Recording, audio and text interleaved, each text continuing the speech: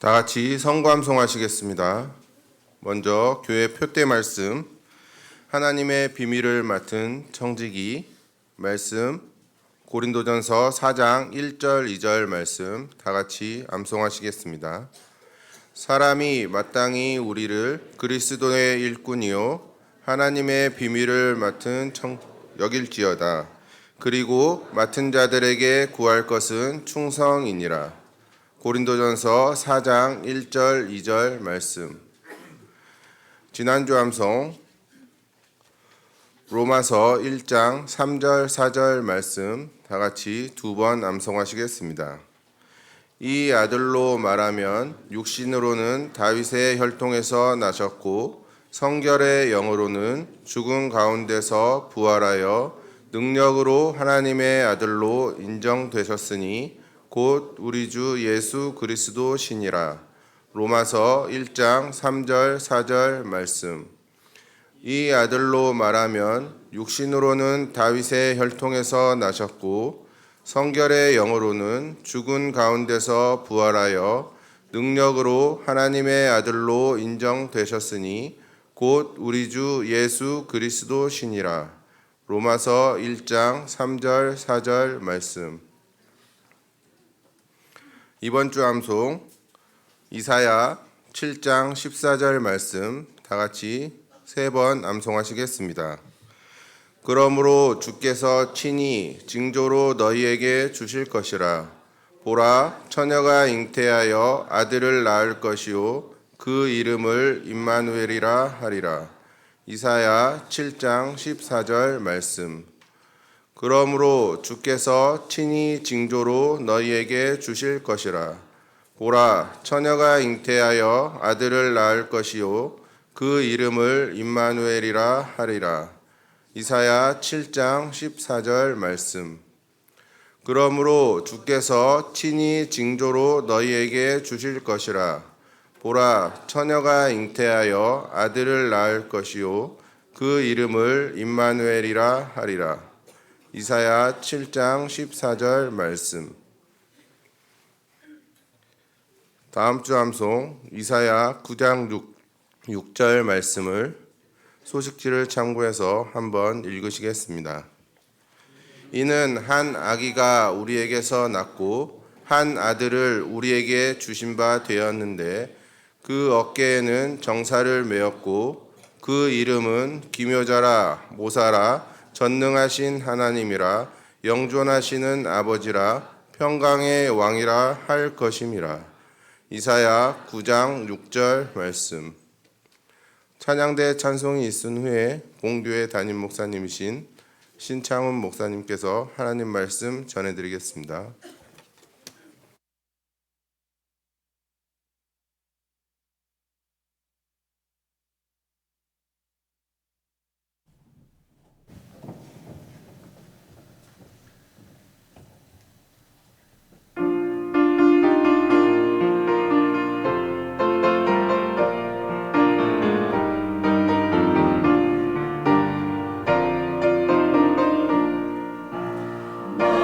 시험을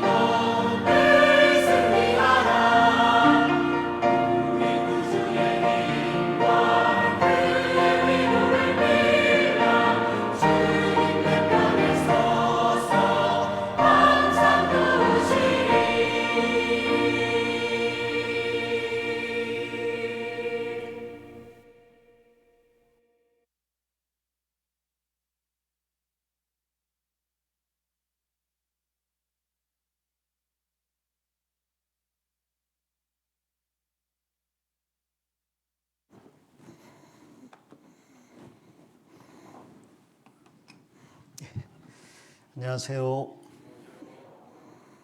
찬송이 갈수록 힘차고 듣기 좋습니다. 그렇죠? 예, 찬양대 감사합니다. 또 아시는 것처럼 지난 한 주일간 초등부 집회가 있었습니다. 초등부 집회라면서 많은 걸 느꼈는데 특별히 손주가 태어나지 않은 한 초등부 집회가 어렵구나라는 생각을 많이 하게 됐습니다. 애들하고 눈높이가 잘 안 맞는 것 같아요. 여전히 마음은 동심 어린아이라고 생각을 했는데 요즘 어린아이들은 따라잡기가 어렵더군요. 그래서 생각 밖에 고전을 했습니다.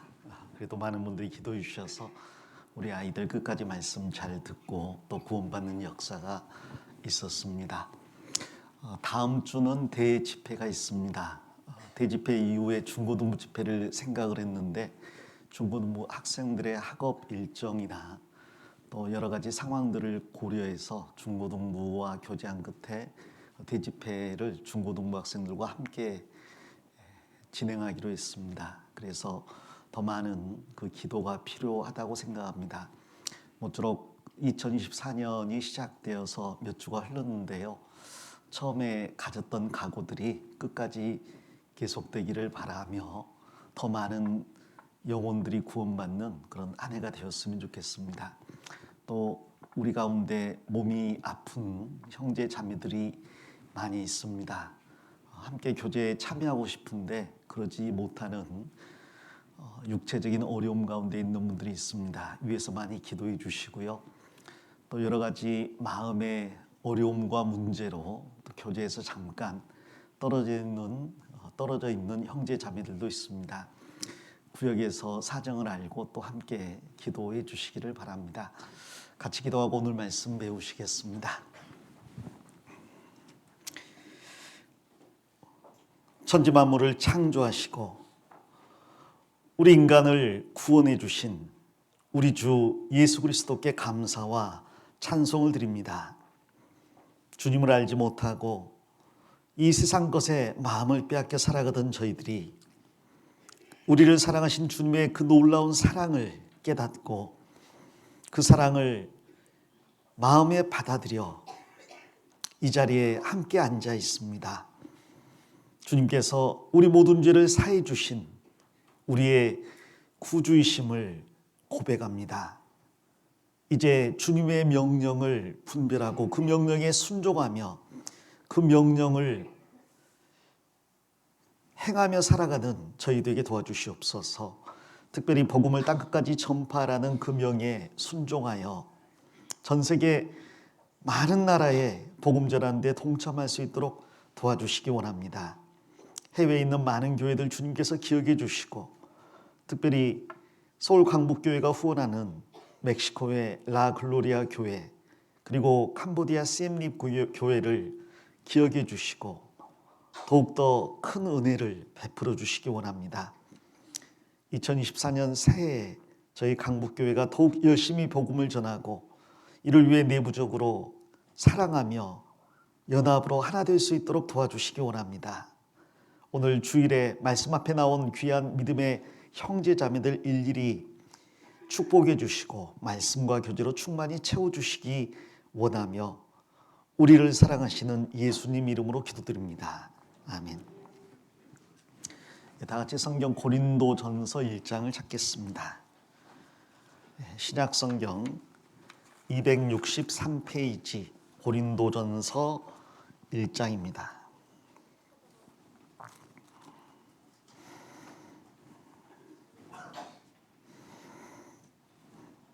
고린도전서 1장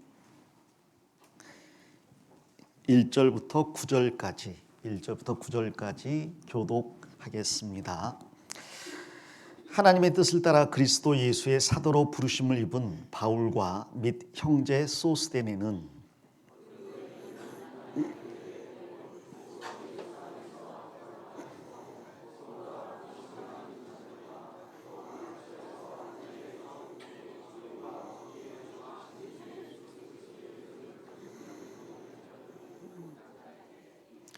하나님 우리 아버지와 주 예수 그리스도로조차 은혜와 평강이 있기를 원하노라.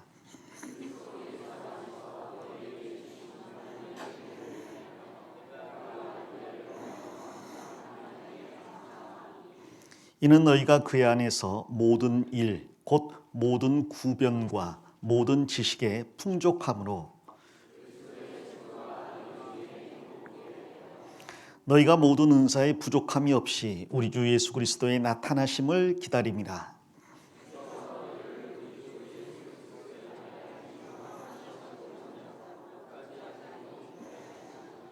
구절 같이 읽겠습니다. 너희를 불러 그의 아들 예수 그리스도 우리 주로 더불어 교적케 하시는 하나님은 미쁘시도다. 됐습니다.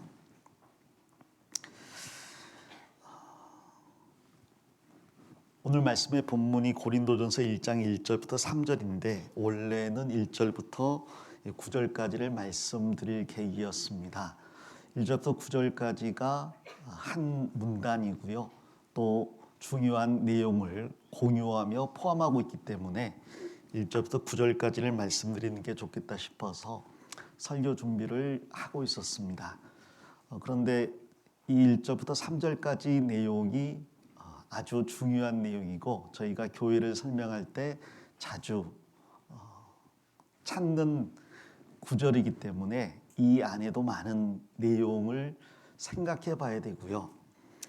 또 4절부터 9절까지 우리가 주님 안에 있을 때 받을 수 있는 축복이 요약되어 정리되어 있습니다. 이 모든 축복이 5절 안에 보면 이는 너희가 그의 안에서 우리에게 주어지는 축복이기 때문에 하나님의 교회에 주어지는 축복을 함께 생각하고 교제하려고 했습니다.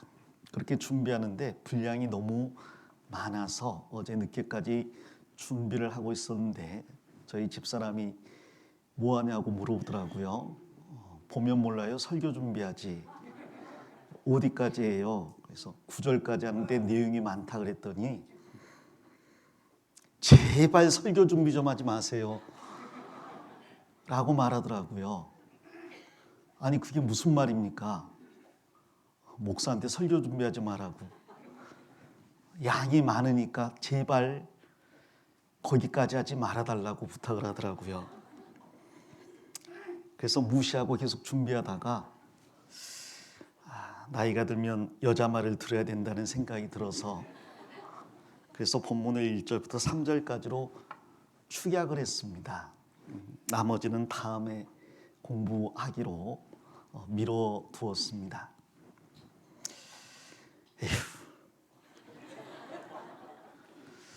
자, 그런데 1절부터 3절까지 내용과 더불어서 이 고린도전서가 어떤 바탕에서 쓰여졌는지를 설명드리는 게 중요한 문제라고 생각합니다. 그래서 오늘부터 시작해서 이제 기회가 주어지는 만큼 고린도전서 내용을 공부해 보려고 합니다. 사실 고린도전서는 굉장히 실용적인 성경입니다. 우리가 궁금해하는 많은 문제들에 대한 해답이 고린도전서에 담겨 있죠. 에베소서를 공부할 때 에베소서의 내용이 교리적이고 또 실천적인 부분이 있지만 아주 구체적인 사례들을 집어서 말하지 않는 부분도 있기 때문에 조금 이론적이라는 생각이 들 수 있습니다. 그에 반면에 고린도전서는 실제 고린도 교회에서 일어나는 상황들을 정확하게 집어서 그 문제에 대한 해답을 바울 사도께서 직접 주고 계시기 때문에 아주 구체적이고 아주 현실적이라는 생각이 들죠. 그리고 역사의 마지막에 살아가는 우리는 도덕적인 부패 속에 살고 있는 사람들입니다.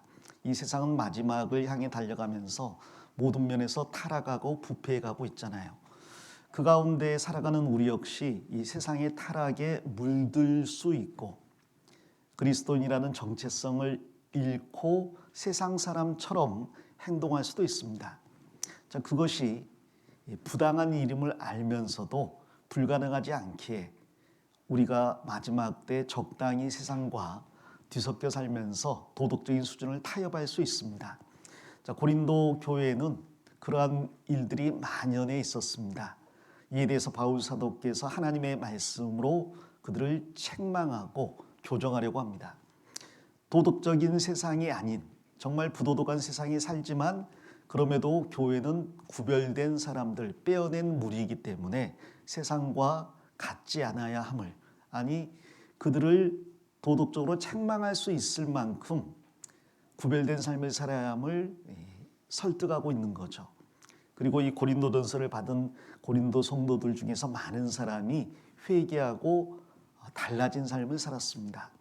이제 우리도 고린도 전서를 공부하면서 혹 우리 가운데 하나님 보실 때 고린도 성도들이 했던 합당치 못한 죄가 있다면 그것들을 통해서 우리의 죄를 버리고 주님께 가까이 나아가며 세상에 복음을 전하는 빛과 소금의 역할을 감당할 수 있을 거라고 생각을 해봅니다.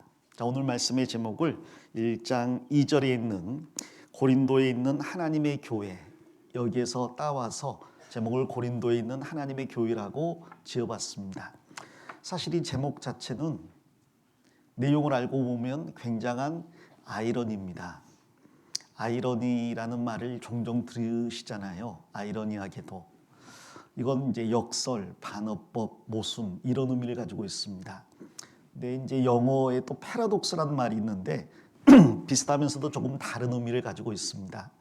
이 아이러니는 그 진술 자체는 모순이 없는데 상황적으로 모순이 되는 그러한 의미를 더 담고 있다면 패러독스는 말 자체가 이제 모순이 되는 말이죠. 이 고린도에 있는 하나님의 교회라는 이 말씀은 패러독스보다는 아이러니에 가까운 이야기입니다. 정말 상황적으로 반대되는 그런 모습이라는 거죠. 그 이유는 고린도라는 도시에 담겨 있습니다. 고린도는 죄악의 도시거든요. 가장 타락한 도시입니다. 그리고 그 고린도에 있는 대부분의 사람들은 가장 타락한 도덕적인 삶을 살았습니다. 우리가 아는 것처럼 로마 시대 때 사람들은 도덕적으로 타락한 모습이 많았죠. 로마에 있는 귀족들은 정말 우리 시대 때 어쩌면 그럴 수 있을까 싶을 만큼의 타락상을 보여주었습니다. 특히 성적인 부도덕이나 살인이나 노예제도나 또 피정복민들에 대한 대우들, 그리고 자신들의 사치나 향락 같은 걸 보면 정말 로마가 멸망한 게 내부적인 이유 때문이구나라는 게 이해가 되거든요. 그러나 그 로마 시대에도 가장 타락했던 도시는 압도적으로 고린도입니다. 그래서 로마 사람들이 자신들의 모습을 비춰볼 생각을 하지 않고 고린도를 비방하면서 저 사람은 마치 고린도 사람 같다라는 욕을 했대요.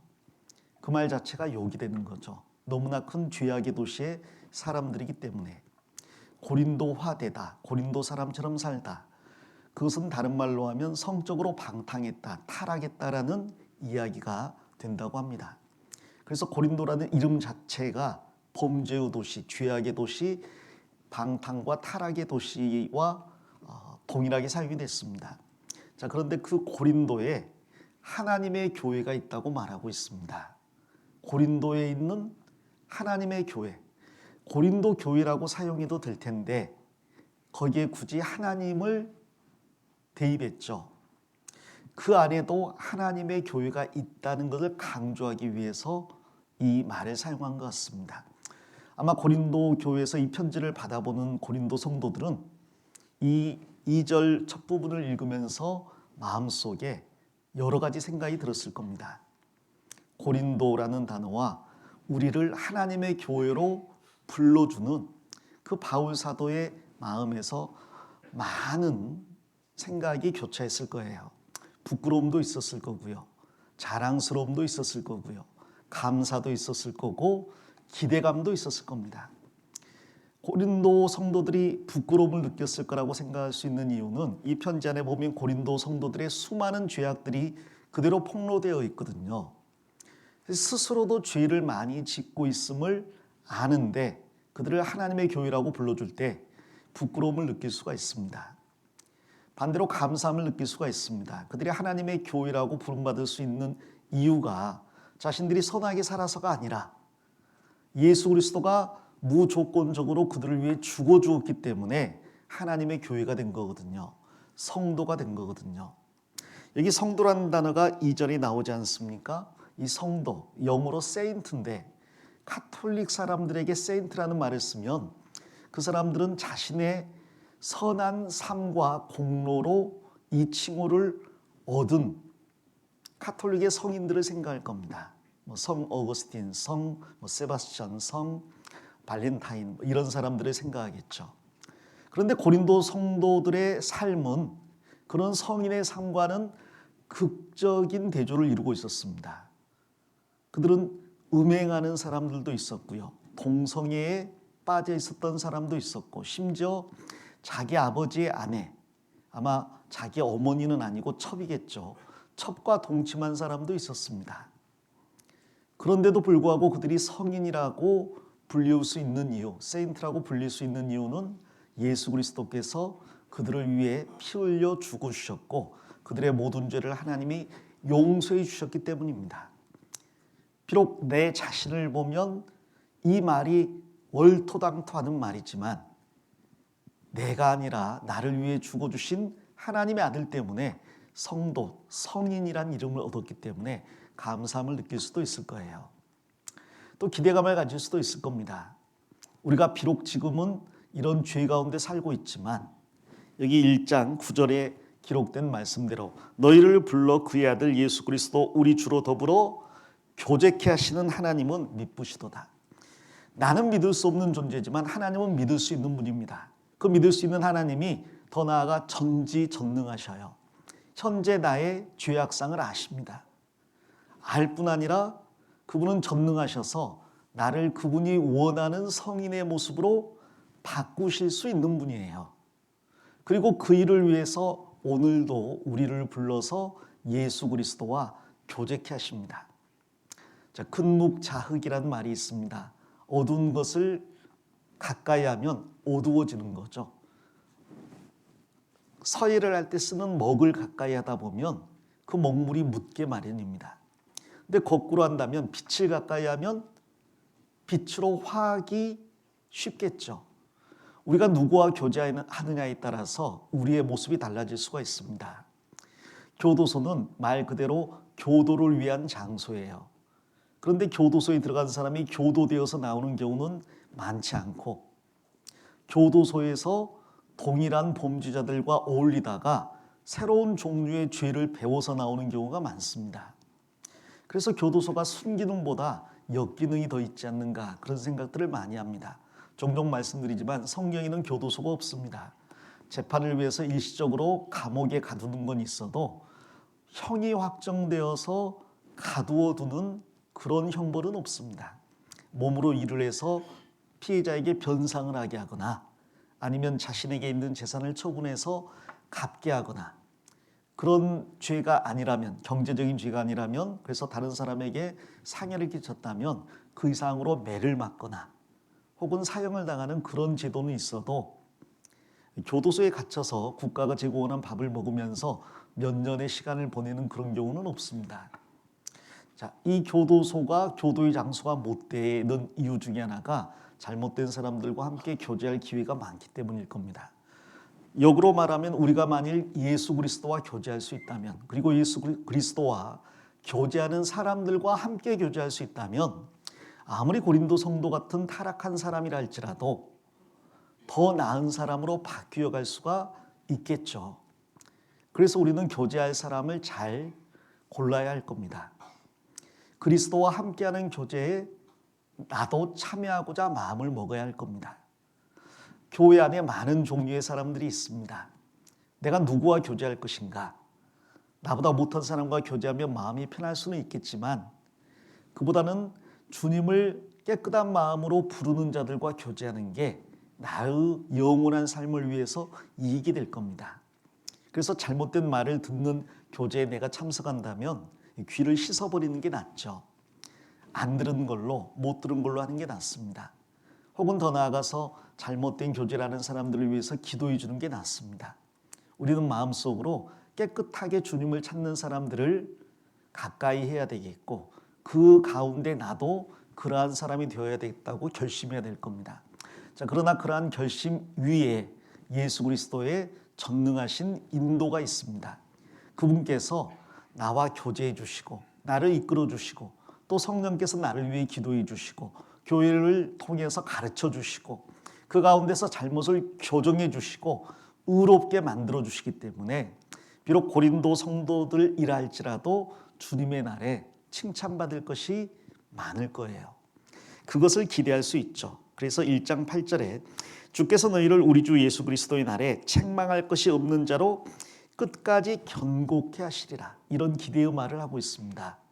결국 고린도 성도들은 주님의 날에 주님 앞에서 책망받을 것이 없는 자로 견고하게 설 수 있게 될 것이다. 내가 그날을 상상해 본다면 어떨까? 종종 그날을 상상하지 않습니까? 주님 앞에 내가 서는 날. 한번 상상해 볼까요? 생각을 해 볼까요? 오늘 주님이 오셨습니다. 내가 변화됩니다. 그리고 주님 앞에 올라갑니다.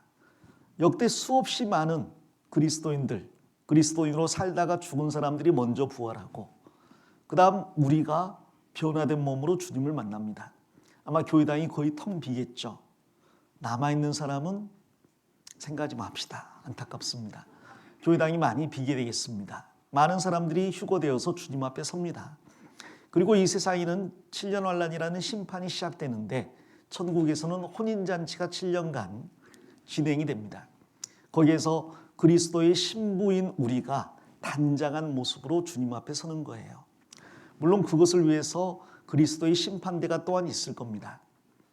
주님 앞에 나의 모든 삶이 드러나고 수치스러운 것, 잘못한 것, 죄까지 드러나고 또 반대로 연약한 가운데서도 주님을 좇고자 애를 쓰고 교회를 나오느라고 애를 쓰고 봉사하느라고 땀을 흘리고 교제하면서 눈물을 흘리고 시간을 보낸 것들이 전부 드러날 겁니다.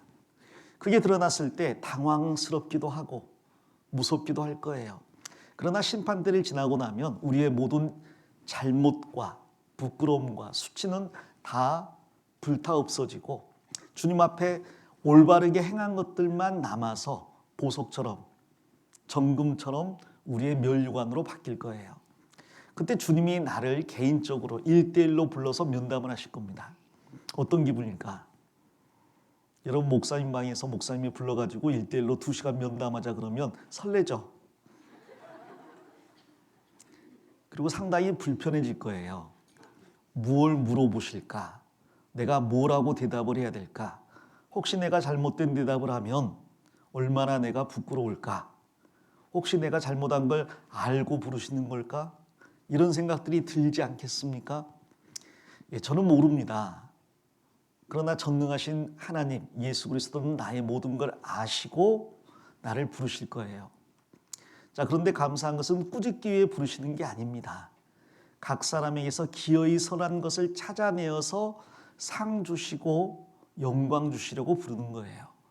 그래서 그 날이 긴장되기도 하고 두렵기도 하지만 또한 기대가 되죠. 결국 주님은 나를 책망받을 것이 없는 자로 주님 앞에 세우실 겁니다. 그 기대가 있기 때문에 이런 고린도에 있는 고린도 교회에도 기대감을 가질 수 있었을 거예요. 이 편지를 읽으면서. 사실 고린도전서 1장 1절부터 9절까지는 바울 사도가 굉장히 공을 들여서 성령의 감동하심 가운데 기록했다고 생각합니다. 왜냐하면 10절부터 끝까지는 거의 책망이거든요. 16장까지 고린도전서가 있는데 1장 9개 구절을 제외하고 나머지 15개의 장과 절반 이상이 전부 책망입니다. 책망으로 끝나는 게 아니라 교정이 들어가 있습니다. 바르게 바꿔주는 내용이 들어가 있죠.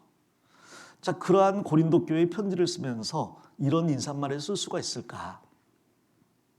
이 인사말을 쓰기 위해서 바울 사도는 고린도 성도들을 위해서 많은 기도를 해야만 했을 겁니다. 마음을 여러 번 가다듬어야 했을 겁니다. 여러 번 분이 올라올 수도 있는데 그걸 다시 생각하는 가운데 삭혀야 했을 거예요. 그리고 하나님의 시각으로 고린도 성도들을 보려고 애를 써야 했을 겁니다. 그들에게 어떻게 이러한 문제를 고쳐줄까?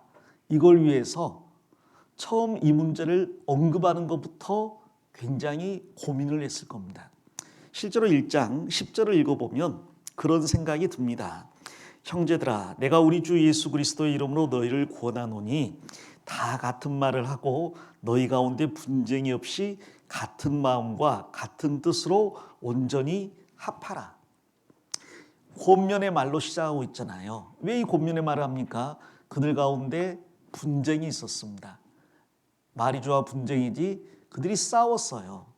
서로 간에 파를 만들어서 분당을 만들어서 다퉜습니다. 한 고린도 교회 안에 바울파가 있고 아볼로파가 있고 그리스도파가 있고 베드로파가 있고 그들이 서로 자기가 잘났다고 상대방을 헐뜯고 비방하고 싸우는 문제가 있었습니다. 이 문제부터 시작해서 정말 많은 문제들이 있었는데 그들에게 무슨 말을 꺼내야 될까? 만일 우리가 아이들이 있는데 그 아이들이 내 앞에서 싸우는 걸 본다면 무슨 말로 시작할 것 같아요? 내 자녀들아, 너희가 서로 분쟁이 없이 온전히 합하라. 그럴 어머니는 없을 겁니다. 아마 바로 감정이, 분이 나오겠죠. 그냥 아이들이 단순히 다투는 것만 봐도 마음이 편치 않은데 자신이 1년 6개월 동안 목숨을 걸며 세웠던 교회가 그 교회가 그렇게 나뉘고 다투고 싸우고 도덕적으로 타락하고 수많은 문제에 직면해 있는 걸 볼 때 정말 편지 쓰기가 어려웠을 거예요. 마음속에 분이 치밀어 오를 수도 있었을 거고 당장 그들을 사도의 권위로 책망하고 싶은 마음도 있었을 겁니다. 그러나 사도 바울은 항상 아버지의 마음으로 그들을 훈계하기 원했고 어머니의 사랑으로 감싸기를 원했어요. 그래서 그들을 책망하기 전에 1절부터 9절까지 그들을 칭찬하고 그들 때문에 하나님께 감사한다고 고백합니다. 그리고 더 나아가서 그들을 성도라고 불러줍니다. 하나님의 교회라고 불러줍니다. 그리고 주님께서 결국은 온전케 해주실 거라고 위로해주고 기대감을 심어줍니다. 그 바울의 마음이 고린도전서에 잘 담겨 있죠. 이 고린도에 있는 하나님의 교회라는 말이 참 아이러니하지 않습니까? 죄악의 도시 속에 있는 하나님의 교회. 사실은 이 고린도 교회가 죄가 많음에도 불구하고 여전히 하나님의 교회라고 기록을 했습니다. 그게 당연하겠죠. 바울 사도가 내가 세웠으니 내 교회라고 말하지 않았습니다. 고린도인들이 그 안에서 직분을 맡아서 이끌어가고 있었으니 고린도 교회라고 말하면 될 텐데 고린도에 있는 하나님의 교회라고 했습니다. 그 사람들의 상태가 어찌하건 상관없이 그 교회는 하나님의 교회입니다. 그리고 하나님의 교회는 하나님께서 책임을 지십니다. 하나님이 다스려 가시고 하나님께서 바꾸시고 결국 하나님께서 영광을 주실 겁니다. 고린도 교회조차. 자, 그것은 우리 개인에게 적용할 수도 있겠죠. 나의 이름과 나의 행동이 다를 수 있을 거예요. 나의 이름은 그리스도인입니다. 나의 행동은 그리스도인답습니까? 세상 사람과 같습니까? 그리스도인이라는 이름은 있는데 그리스도인답지 않은, 오히려 그리스도인이 아니라 세상 사람보다 못한 모습도 있겠죠. 그러나 여전히 하나님의 자녀입니다. 그리고 하나님께서 다스려 가시고 인도하시고 징계하시고 결국은 하나님의 자녀답게 만들어서 천국에 들이실 겁니다. 우리는 그걸 보고 기대감을 가질 수 있는 거죠. 나를 하나님의 자녀, 내 아들, 내 백성이라고 이야기합니다. 너는 내 아들이라. 오늘날 내가 너를 낳았도다. 나를 하나님의 아들이라고 불러주셔요. 그래서 참 아이러니하면서도 참 감사한 말이 고린도에 있는 하나님의 교회라고 생각을 합니다. 이 제목을 가지고 오늘 1절부터 3절까지만 조금 생각을 해보겠습니다. 물론 여기에는 배경이 담겨 있어야 되겠죠. 여기 제목부터 보겠습니다. 고린도전서. 고린도전서란 고린도 교회에 보낸 첫 번째 편지라는 뜻이죠. 그래서 전서, 두 번째 편지는 후서 이렇게 기록이 됩니다. 사실 고린도전서를 기록하기 전에 바울 사도는 고린도 교회에 편지를 한 통 더 보냈습니다. 그 편지를 보낸 이유는 그들이 어떤 질문을 해왔기 때문에 그에 대한 답변으로 보낸 거죠. 그래서 너희에게 내가 쓴 것을 언급하는 내용이 있는데 그 먼저 보낸 편지는 남아있지 않습니다. 그래서 그 첫 번째 편지가 있었으면 고린도후서가 아니라 요한 1, 2, 3, 4처럼 고린도 1서, 2서, 3서 혹은 바울 1서, 2서, 3서가 될 수 있었을 텐데 첫 번째 편지가 사라졌습니다. 그리고 지금 두 번째 편지, 이것을 고린도 전서라고 이야기합니다. 이 고린도에 있는 하나님의 교회 그랬는데 고린도가 어디에 있는가? 고린도가 어디에 있죠? 지금도 고린도가 있습니다. 그 이름 그대로. 바로 그리스에 있죠. 그리스 가보신 적이 있나 모르겠습니다. 죄송합니다. 속을 긁어서. 가보고 싶죠? 감사하게도 제가 2번 가본 적이 있어요. 그 중에서 2번 다 고린도를 방문했습니다. 자, 첫 번째는 혼자 방문했습니다. 영국에 제가 6개월 단기 파송을 한 적이 있는데 그때 영국에 있던 그 형제 자매들의 그 친척이 아테네에 있다고 저한테 가서 좀 전도를 해달라고 부탁을 하더라고요. 그래서 제가 알았습니다 하고, 근데 그분은 아테네에서 뭐 하신가요? 그랬더니 선교사래요. 그때 저는 전도사였거든요. 그래서 선교사요? 이름이 어떻게 되는데요? 그랬더니 양모 선교사님이라고 하시더라고요. 그래서 인터넷 검색을 해봤더니 우리나라 TV나 뉴스나 기독교 방송에 자주 나오신 아테네 바포 아저씨, 유명하신 분이더라고요. 자, 그리스는 난민들이 많이 오는 나라입니다. 그럴 수 있겠죠? 아프리카와 유럽과 함께 또 아시아와 인접해 있는 나라, 아시아, 아프리카, 유럽을 꿰뚫고 있는 나라가 그리스거든요. 마치 이스라엘이 아프리카, 유럽, 아시아와 중복되고 겹쳐져서 자리를 차지한 것처럼 바로 그 옆이 터키고 그리스니까요. 이 그리스에는 많은 난민들이 몰려왔습니다. 사실 지금은 그리스가 상당히 경제적으로 어렵습니다만은 2000년대 초반까지만 해도 그리스는 상당히 잘 살았어요. 물론 1970년대, 80년대는 우리나라와 비교할 수 없을 만큼 잘 살았죠. 그리스는 관광 자원만 가지고도 먹고 살 수 있는 그런 나라입니다. 그리고 기후가 워낙에 좋아요. 옆에 지중해가 있잖아요. 지중해 그러면 항상 무슨 생각나요? 지중해 그러면 해변이 생각나고 그 위에 선베드가 생각나고 그 위에 구릿빛 남자 여자들이 선글라스 끼고 선탠하는 게 생각납니다. 날씨가 너무 좋아요. 겨울도 춥지 않습니다. 해양성 기후라서. 제가 그리스 방문할 때가 1월이었는데 날씨가 그렇게 춥지 않았습니다. 오히려 초가을 날씨 혹은 봄 정도의 날씨, 굉장히 활동하기 좋고 게다가 건조해서 그 꿉꿉한 기운이 전혀 없어요. 바닷가에도. 자, 거기에 가서 복음을 좀 전해달라고 부탁을 하더라고요.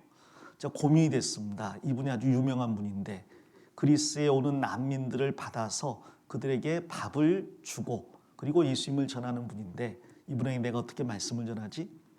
제가 이분 보니까 거기에서 그 바포 사역을 오랫동안 하셨더라고요. 근데 주로 오는 난민들이 그 당시에는 이란과 이라크 전쟁이 있었고 또 이라크가 다국적군의 침략을 계속 받았기 때문에 침략이 아니라 징계를 계속 받았기 때문에 그 이라크를 탈출하는 난민들이 많았습니다. 근데 그들이 가고 싶은 곳은 최종적으로 영국이에요. 그런데 영국에 바로 갈 수가 없기 때문에 그리스에 거하면서 거기에서 영국으로 갈 기회를 노리고 있는 겁니다. 그리스에 많은 난민들이 들어왔어요. 지금은 이제 그 난민 때문에 오히려 문제가 됐지만 그때는 많은 난민들이 들어왔고 그리스가 그들을 받아주었습니다. 자, 그래서 그분에게 복음을 전해보자고 이제 가는데 뭐 제가 직접 연락할 수는 없고 친척들이 연락을 해줬죠. 그리고 혼자 비행기를 타고 갔습니다. 그리고 어렵게 또 버스를 타고 왔어요. 공항에 당연히 아무도 안 나오셨더라고요. 전화를 했더니 어떻게 버스 타고 오라고 하시는데 버스를 몇 번 갈아타야 되는 거예요. 자, 그런데 어떻게 어렵게 갔습니다. 갔더니 또 저 말고 한국에서 온 다른 선교팀이 있더라고요. 바포 사역을 지원하기 위해서 온 팀들이 있습니다. 그리고 또 다른 유럽에서 스위스에서 온 선교팀이 또 있었어요. 그러니까 한국에서 온 선교팀, 스위스에서 온 선교팀, 저는 혼자 왔잖아요. 그래서 완전히 찬밥이었습니다. 숙소를 이제 주시는데 그 창고를 주시더라고요. 그리고 여기에 그 좀 자리 마련해서 알아서 자라고. 그래서 창고에 있는 의자들 다 치워놓고 바닥에 먼지가 쌓여 있는데 그 위에 이제 매트리스를 깔아서 거기서 한 3박 4일 정도 있었어요. 길게는 못 있었고요. 자, 그렇게 있으면서 이제 어떻게 복음을 전할까 생각을 했습니다. 다음 날이 이제 바쁘는 사역이 이제 시작이 됐어요. 밥은 저녁에 주고 아침부터 준비를 합니다. 근데 이제 일을 하는데 그 닭고기를 삶는 거하고 밥을 하는 거하고 그 다음에 샐러드 몇 개 하는 거였어요. 근데 몇 명 정도 밥을 주냐고 했더니 이제 몇백 명 정도를 주신대요. 근데 그 준비를 저하고 선교사님하고 그리고 한국에서 온 선교팀이 해야 되는데 그분들은 관광을 가셨고 이제 저하고 그 선교사님이 같이 하게 됐습니다. 그래서 둘이서 한 몇백 인분을 준비하게 됐는데 그분이 이제 자주 했기 때문에 잘 하시잖아요. 제가 뭘 할까요? 그랬더니 감자를 깎으세요 그러더라고요. 제가 감자를 깎아 받겠습니까? 깎아줘도 안 먹는데. 근데 이건 이제 선교니까요. 정말 열심히 깎았어요. 뭘 할까요? 그랬더니 당근을 깎으라고 하더라고요. 그래서 당근을 열심히 깎았습니다. 그 다음에 뭘 할까요? 그랬더니 양파를 썰어요. 양파를 열심히 썰었습니다. 그 다음에 뭘 할까요? 그랬더니 그 닭고기를 그 쟁반에 넣고 오븐에 집어넣어서 그게 다 익으면 끄집어내라고 하시더라고요. 자, 그것을 하는데 제 기억에 아침 7시부터 그날 저녁 6시에 밥 주는 사역이 있는데 그때까지 한 번도 자리에 앉질 않았어요. 제가 이래봬도 일을 하면 꽤 잘합니다. 지금은 모르겠습니다만. 근데 그분이 그걸 보고 감동을 받았습니다. 원래 이렇게 오면 대부분 일을 안 하고 돌아다니죠. 관광을 가는데 첫날부터 일을 시켰는데 너무 일을 열심히 하는 거예요. 나중에 보니까 그 야채에서 나오는 체즙만큼이나 제 육수가 뽑아져서 그 흥건하게 됐더라고. 그렇게 이제 일을 하고 그다음에 이제 밥 주는 사역을 하고 또 스위스에서 온 선교팀과 제가 교제를 하고 저녁에 치우는 것까지 다 하고 나니까 굉장히 미안해졌나 봐요. 그래서 그분이 밤 10시에 이제 저를 데리고 밖에 잠깐 나가자고 그러면서 이야기를 하시는 게 미안하다고 이렇게 대접하면 안 되는 건데 하면서 이제 이야기를 같이 하게 됐습니다. 그래서 그분의 구원 간증을 들었는데 확실하지가 않으셨어요. 제 기준에 그렇습니다. 그리고 이제 제가 어떻게 구원받았는지를 말씀을 드리고 친척들의 마음을 전달해 드리고 친척들이 원하는 것은 복음 사역을 하시는 건데 그 복음을 먼저 확실하게 마음에 깨닫고 그 다음 그 사역을 했으면 좋겠다는 그런 바람입니다. 자, 이건 말하면 안 되는 부분이죠. 선교사님의 사역에 대해서 제가 평가하는 것처럼 보이잖아요. 굉장히 무례한 행동입니다. 전날 봤는데 오늘 하루 일했는데 근데 그걸 굉장히 기도 가운데 말씀을 드렸더니 그분이 무슨 말인지 알겠는데 이 사람들한테는 한 끼 밥이 정말 생명만큼이나 소중하다고 난민들이기 때문에 돈도 없고 그래서 어디에 취직도 안 되고 그래서 한 끼가 소중하다고 그래서 밥을 일단 먹이는 가운데 예수님에 대해서 한 번도 들어본 적이 없는 사람들이 대부분이기 때문에 이라크는 이슬람 국가잖아요. 그래서 예수님에 대한 것을 연극으로 이렇게 보여주면서 하나하나 마음을 열어가는 거라고. 제가 또 당돌하게 물었습니다. 그러면 그 사역을 통해서 작년에 몇 분이나 구원받으셨습니까? 그분이 대답을 못 하시더라고요. 선교사님이 생각하실 때 확실하게 구원받은 사람이 몇 명이나 됩니까? 그랬더니 글쎄요, 한 7명? 그들이 확실히 구원받으셨나요? 잘 모르겠습니다라고 솔직하게 대답을 하셨습니다. 사실 복음을 정확하게 전해주지 않는다면 예수님에 대해 알아도 구원받기는 어렵지 않습니까? 그래서 저희가 어떻게 사역하고 있는지를 또한 알려드렸어요. 성경이 사실이고 하나님이 살아계시다는 것을 알려주는 시간을 먼저 갖고 그 다음 모든 사람이 하나님 앞에 타락한 죄인이며 지옥 갈 운명이 있다는 것을 말씀드립니다. 그리고 예수 그리스도의 영원한 속죄를 분명하게 전해서 그분이 우리의 구원자심을 확실하게 전한 다음 그 사실을 믿으라고 이야기합니다. 자, 그랬더니 참고하겠다고 말씀하셨고 그리고 이제 그 다음에는 시간이 없어서 개인적인 교제를 못 가졌어요. 근데 그분이 마지막에 저한테 추천을 하더라고요. 그래도 여기까지 왔는데 어디 한 군데라도 가봐야 되지 않겠냐고. 아니 괜찮습니다. 저는 선교 도우러 왔지 구경 온 건 아닙니다. 그리고 시간이 짧아서 제가 어디 갈 만한 곳이 없습니다. 그랬더니요. 그러면 고린도로 한번 가보라고 하더라고요. 자, 아테네에도 있지만 그러나 고린도를 가보라고 권했습니다. 저는 그게 더 마음에 들었어요. 왜냐하면 아시는 것처럼 아테네에는 교회가 세워져 있지 않습니다. 이 사도 바울 당시에. 그가 사도행전 17장에 유명한 설교를 했지만 그 가운데 소수의 사람만이 구원을 받았습니다. 그 중에 여기 고린도전서와 함께 바울 사도를 만나러 온 스데바나의 집이 있었을 거예요. 자, 그러나 고린도 이전 아테네 사역은 거의 보이는 것으로 한다면 실패로 끝난 거예요. 고린도의 소수의 사람만이 친하여 믿었고 대부분의 사람들은 바울 사도의 복음을 받아들이지 않았습니다. 자, 바울 사도는 거기서 절치부심한 다음에 고린도로 이동을 하죠. 그리고 고린도에 1년 6개월 유하면서 그 죄악의 도시가 복음화가 됩니다. 그리고 나서 에베소를 통과해서 다시 이스라엘로 돌아오거든요. 그 고린도를 가보고 싶었습니다. 그래서 그럼 고린도를 가고 싶습니다. 그랬더니요. 그러면 한 그 오후 4시까지 돌아오는 일정으로 휴가를 줄 테니까 갔다 오라 그러더라고요. 그래서 아침에 이제 일찍이 출발했습니다. 1월 달이었는데 아테네에서 역으로 갔어요. 역이 어디 있는지도 모르는데 아무튼 물어서 버스 타고 갔습니다. 그리고 차표를 끊었더니 1시간쯤 후에 고린도행 기차가 출발하더라고요. 1시간이 남았어요. 너무 감사한 거야. 아무도 나를 모르는 곳에 1시간 동안 마음대로 할 수 있다니. 사실 그런 시간이 저에게 많지 않습니다. 한국에서는 마누라가 눈을 시퍼렇게 뜨고 항상 감시하고 있고 교회 성도들이 항상 지켜보고 있고 또 어디를 가더라도 나는 모르는데 나를 아는 형제 자매들이 있을 수가 있기 때문에 항상 긴장하고 삽니다. 24시간. 저녁에 잠자다가 누가 혹시 전화할까 봐 휴대폰을 진동으로 하지 않고 알림으로 해놓고 자거든요. 상당히 이제 불안하죠. 심지어 목욕탕 가도 알아보는 사람이 있어요. 어떤 분은 우리 교회 안 다니시는데 목욕탕 갔더니 목사냐고 물어보는 사람도 있습니다. 자, 그런데 거기에서는 알아볼 사람이 아무도 없잖아요. 그리고 시간이 있잖아요. 날씨는 좋잖아요. 아무것도 할 일이 없잖아요. 너무 감사한 거예요. 그래서 1시간 동안 뭐 할까? 그래서 꿈에 그리던 노천 카페에서 커피를 마셔야지. 그래서 노천 카페에서 커피를 시켜놓고 앉아있는데 햇살이 너무 좋은 겁니다. 아무것도 하지 않고 15분을 앉아있는데 너무 감사했어요.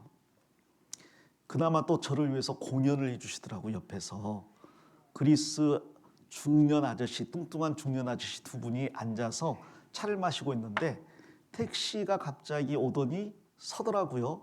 거기에서 비슷한 또래의 아저씨 한 분이 내리더니 한마디 하고는 바로 주먹으로 앉아있는 분을 때리는 거예요.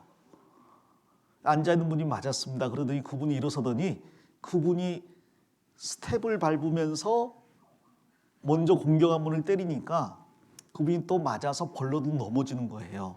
싸움 실력은 먼저 시비 건 분이 상대가 안 되는 겁니다. 넘어져가지고 이제 코피를 흘리는데 위에서 이제 막 때리는 거예요. 그 사이에 이제 노천 카페의 그 테이블은 엎어지고 그 거기에 있는 커피나 그 컵들은 깨지고 저는 뭐 했겠어요? 내 컵을 챙겼죠. 돈 주고 시킨 건데 아직 덜 마셨는데 그래서 이 컵을 들고 뒤에 물러서서 지켜봤어요. 제일 재밌는 게 남의 싸움 구경하는 거잖아요. 강 건너 불구경과 남의 싸움 구경하는 거. 거기 싸우고 나니까 몇 대 맞은 분이요. 깨끗하게 패배를 인정했는지 두고 봐 어찌고 저찌고 하더니 아직 대기하고 있는 택시를 타고 가더라고요. 그리고 그 2명의 아저씨는 또 몇 마디 하더니 그냥 가는 거예요. 굉장히 쿨하게. 우리 같았으면 남아서 막 어쩌네 저쩌네 이야기하고 막 이러네 저러네 욕하고 그럴 텐데 그냥 한두 마디 하고 때리고 맞고 졌다 하고 가더라고. 그래서 지중해 사람들의 성품이 이런가 보다. 날씨가 워낙에 좋으니까 성격도 낙천적이고 굉장히 여유롭고 쿨한 것 같아요. 그런 이야기 있잖아요. 2차 대전 때 그렇게 막 싸우던 독일 그리고 영국 사람들이 지중해 섬에서 만나가지고 서로 그냥 편안하고 사이좋게 지냈다고. 그 독일이나 영국같이 추운 날씨에 막 예민해지고 짜증나고 먹고 살기 힘들다가 그 풍요로운 섬에서 날씨가 좋으니까 군복 다 벗어버리고 해수욕하면서 아주 친구처럼 잘 지냈다는 그런 이야기가 있는데 정말 그럴 수 있겠다. 정말 어찌 보면 그 지중해 지역의 나라들은 복받은 나라라는 생각이 듭니다. 이탈리아 같은 것도 너무 날씨가 좋아서요. 그리고 너무 환경이 좋아서요. 사람들이 굳이 고생을 안 해도 될 것 같아요. 옛날 로마 제국사를 읽어보면 로마가 전 세계를 점령할 때 영국에 와서 영국의 아일랜드, 잉글랜드를 정복하고 스코틀랜드를 정복하려고 올라가는데 너무 추운 거야. 너무 날씨는 어둡고 오후 3시면 해가 지고 항상 비가 내리고 그래서 로마 군인들이 아니 이런 쓸모없는 땅을 위해서 우리가 이렇게 고생해야 돼? 안 해.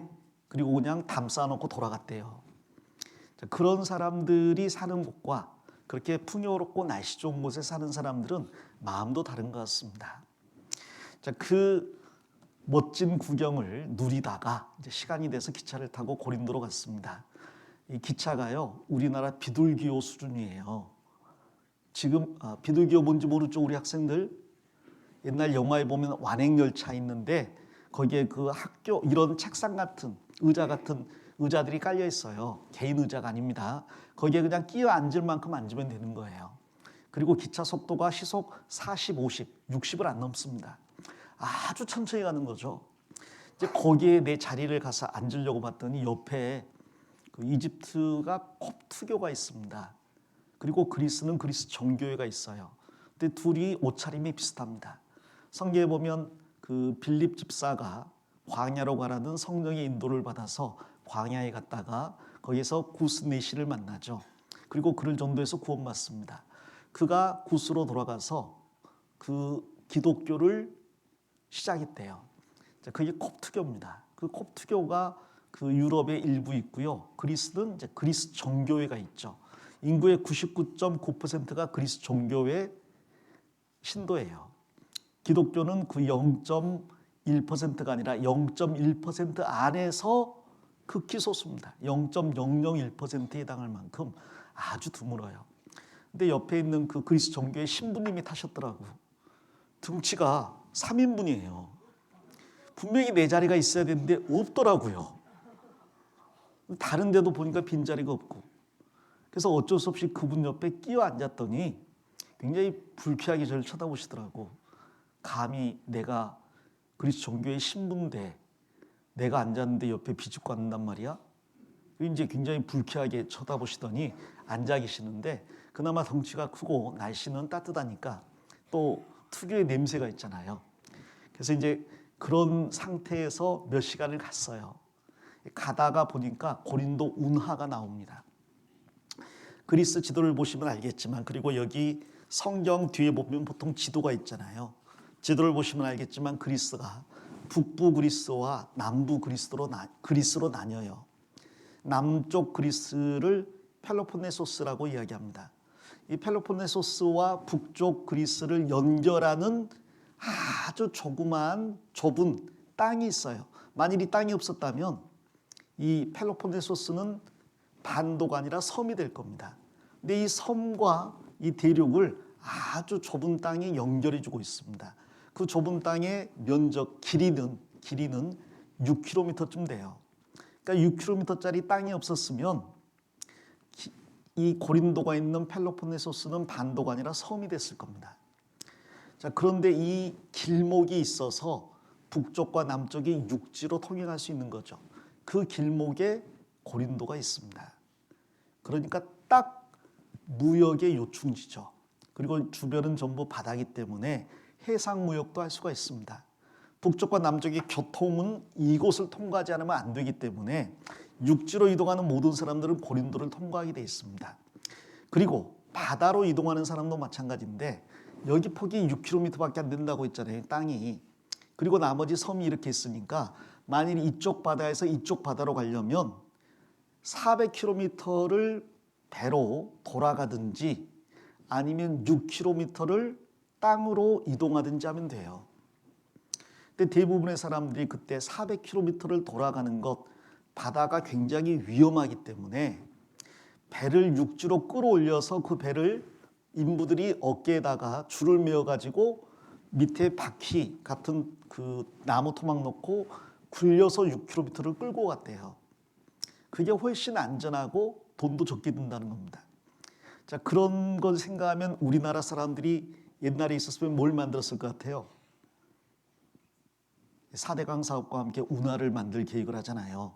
실제로 그래서 운하를 만들었습니다. 지금 운하가 있어요. 6km 땅을 파가지고요, 배가 통과할 수 있게 했습니다. 자, 그러니까 해상무역의 요충지도 고린도입니다. 육상으로 통과하는 것도 고린도를 통과하지 않으면 안 되고, 바다로 통과하는 것도 고린도를 통과하지 않으면 안 됩니다. 그렇기 때문에 고린도는 남쪽 펠로폰네소스 반도에서 수도에 해당하는 도시예요.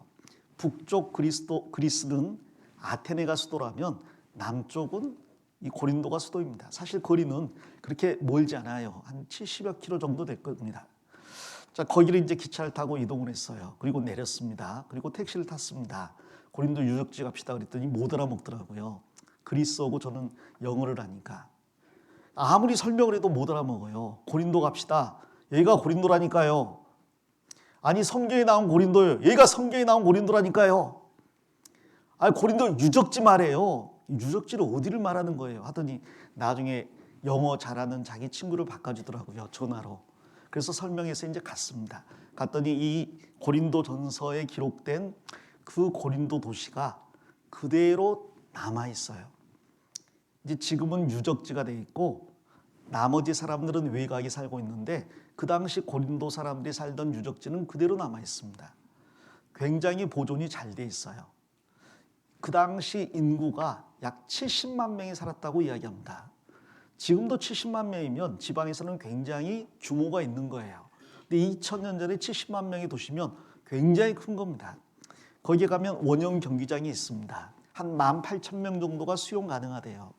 그 정도 규모라면 정말 웬만한 그 규모 이상이잖아요.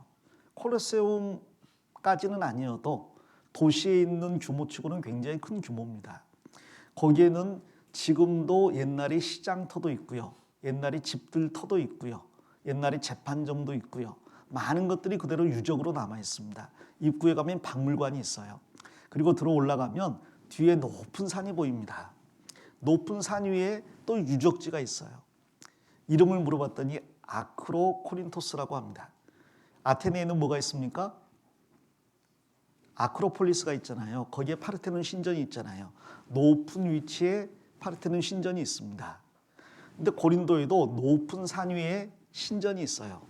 거기는 아프로디테의 신전입니다. 아프로디테는 더 쉬운 말로 번역하면 비너스죠. 미의 여신의 신전이 있습니다. 그 신전이 있는 그 아크로코린토스는 전쟁이 나면 사람들이 대피하는 산성이 되기도 하고요. 평소에는 제사를 드리는 장소이기도 합니다. 그리고 많은 사람들에게 관광지로 그 당시에도 알려졌대요. 물론 저는 이제 올라가지는 못했어요. 너무 높아서. 근데 그 신전에 여자 사제들이 많이 있었다고 해요. 나중에 확인해 보니까 1000명 정도가 여자 사제로 있었다고 합니다. 그 여자 사제가 하는 일은 두 가지입니다. 첫째는 제사를 드릴 때 돕는 거고요. 두 번째는 매춘부예요. 공적인 매춘부입니다. 그래서 이름이 거룩한 창녀예요. 그들은 낮에는 신전에서 신을 섬기고요. 밤에는 내려와서 매춘을 합니다. 그게 합헌이었기 때문에 고린도에는 수없이 많은 매춘부들의 활동과 그로 인한 타락상이 있었던 거죠. 고린도 도시를 막 들어가기 전에 박물관이 있습니다. 그래서 박물관의 입장에서 구경을 했는데 거기에 많은 우상들도 있고요. 많은 그릇들도 있는데 사람의 성기 모양을 그대로 본따서 만든 술잔이나 그릇들이 많아요. 그러니까 그런 것들을 대놓고 행하던 도시라는 거죠. 고린도전서 6장을 보겠습니다. 고린도전서 6장 9절에 불의한 자가 하나님 나라를 유업으로 받지 못하는 줄을 알지 못하느냐. 미혹을 받지 말라. 음란하는 자나 우상 숭배하는 자나 간음하는 자나 탐색하는 자나 남색하는 자나. 여기 우상 숭배, 음란, 간음, 이건 우리가 잘 아는데 색을 밝히는 거예요. 그리고 남색, 동성애입니다. 남색하는 자나 도적이나 탐람하는 자나 남의 것을 빼앗아 내고 욕심부리는 것, 탐람, 토색이죠. 술 취하는 자나 후욕하는 자나, 이 욕설을 말합니다. 토색하는 자들은 하나님의 나라를 유업으로 받지 못하리라. 11절 같이 읽어보겠습니다. 너희 중에 이와 같은 자들이 있더니 주 예수 그리스도의 이름과 우리 하나님의 성령 안에서 씻음과 거룩함과 의롭다 하심을 얻었느니라. 여기 9절과 10절에 이런 사람은 하나님의 나라를 유업으로 받지 못한다. 이 말은 이런 사람은 하나님의 나라에서 유업이 없다는 말일까요? 아니면 하나님 나라를 못 들어간다는 말일까요? 전에 한번 말씀드렸는데 이런 사람은 하나님 나라에 못 들어간단 말입니다. 이런 죄가 있는 사람은 천국에 못 간다는 이야기예요. 아니 그러면 구원받고 도적질하거나 술 취하거나 욕하면 천국 못 갑니까? 자, 그 헬라어 문법은 항상 그렇습니다. 현재형으로 써 있으면 그건 진행형이에요. 이 히브리어, 그러니까 구약 성경에 기록된 히브리어는 시제가 두 개밖에 없습니다. 완료, 미완료. 이미 한 것은 완료, 아직 안 한 것은 미완료. 나머지는 없어요. 뭐 현재 진행, 과거 진행, 미래 진행 이런 거 없습니다.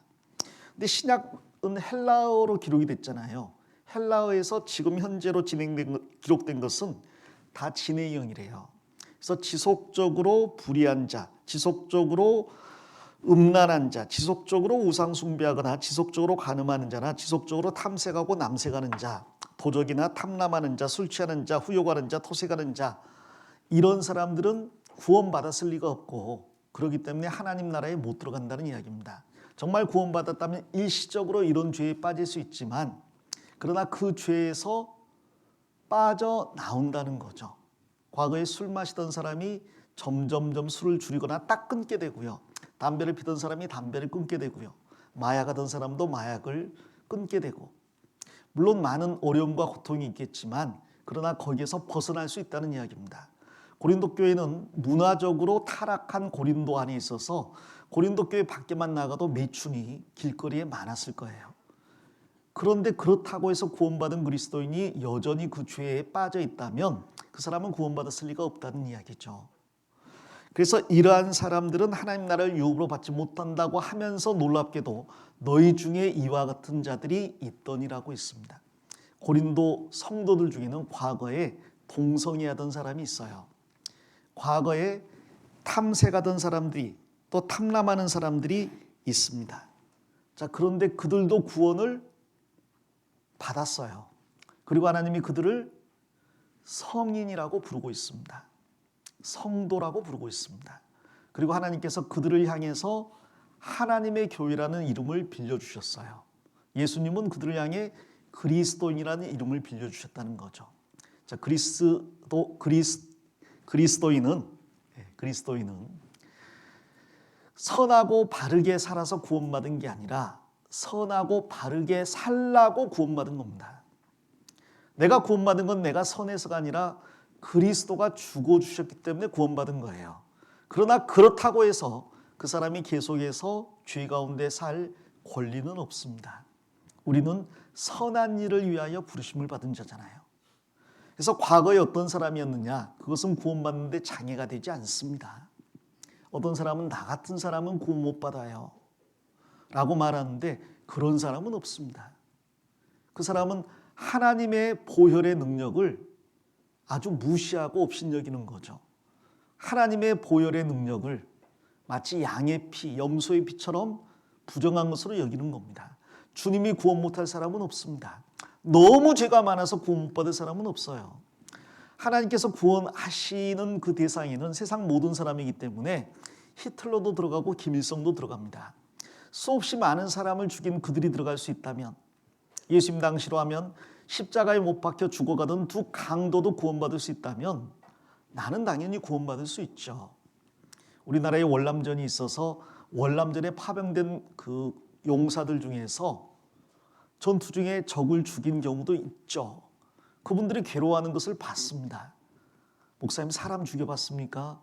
당연히 안 죽여봤죠. 저는 사람을 죽여봤습니다. 저 같은 사람은 하나님도 구원 못합니다. 그로 인한 죄책감이 얼마나 큰지 저는 모릅니다. 그런 경험이 없기 때문에. 그러나 성경 말씀대로 한다면 그 사람이 구원받을 수 없다는 것은 그건 하나님에 대한 모욕입니다. 하나님의 능력이 너무나 적어서 나 같은 사람 구원 못한다. 주님은 모든 사람을 구원하실 수 있습니다. 그래서 이런 사람들이 구원을 받았습니다. 가끔 우리 주변에는 동성애자들은 애초에 구원 못 받는다고 전도 안 하려고 하는 사람도 있어요. 가까이 하지 않으려고 하는 사람도 있습니다. 저 사람은 너무 술 취해서 내가 전도 안 해야 되겠다. 그런 경우도 있죠. 혹은 너무 도덕적으로 타락해서 저 사람은 구원 못 받을 거야 하는 사람이 있습니다. 근데 고린도 교회 성도들은 대부분 그런 사람들이었어요. 그리고 그들이 구원받고 주님이 성인이라고 불러주시잖아요. 자, 우리는 우리의 판단을 배제하고 하나님의 말씀을 근거로 전도를 해야 되겠습니다. 자, 고린도가 그러한 도시였습니다. 그 도시 안에 정말 수많은 죄들이 있었어요. 자, 이런 도시, 경제적으로는 풍요롭고 무역의 중심지, 교통의 중심지, 돈이 넘쳐나서 쾌락과 환락을 즐기는, 그리고 정말 수많은 음행이 있던 그런 도시에 어떻게 복음이 들어갔을까? 그 고린도에 있는 박물관의 유물들을 본 다음에 이제 잔해가 돼버린 고린도 옛 도시를 가서 구경을 합니다. 자, 구경하다 보면요, 정말 그 쓸쓸한 느낌이 들어요. 지금은 이제 유적지여서 관광객만 드나드는 곳인데 제가 갔을 때는 1월 달이었고 저밖에 관광객이 없었어요. 저만 있더라고. 또 얼마나 좋은지. 이 도시 전체가 내 것 같은 느낌이 들잖아요. 가이드가 없지만 그러나 많이 와본 도시 같은 느낌을 받았어요. 이미 그때 고린도전서를 통해서 고린도가 어떤 도시인지 많이 배우고 갔으니까 아, 이곳이 시장이구나. 여기에서 우상의 제물을 팔았겠구나. 그리스도인들이 여기에서 이거 아프로디테 신전에 바친 건가요? 안 바친 건가요? 하고 물어보다가 욕먹고 쫓겨난 자리가 이 자리구나. 거기에 가면 시상대도 있습니다. 거기에 써 있어요. 베마라고. 아, 여기에서 이스미안 경기의 우승자들에게 상을 줬구나. 여러분, 그 이스미안 경기라고요, 우리로 하면 아시안 게임 같은 그 체전이 있어요. 올림픽과 더불어서 가장 중요한 고대 체전이었다고 합니다. 근데 올림픽은 아테네에서 열리면 이스미안 경기는 고린도에서 열리거든요. 그러니까 고린도의 수많은 사람들이 그 경기를 보러 옵니다. 그 경기 가운데에서 달리기도 있고 권투도 있고, 바울 사도도 그것을 알기 때문에 이 길을 다툰 자마다 모든 일에 절제하나니 라는 말씀을 하면서 우리가 하는 신앙생활을 달리기에 비유했습니다. 마라톤이에요. 그리고 싸우는 자가 허공을 치는 것 같지 아니한다. 그게 권투를 보고 이야기를 한 겁니다.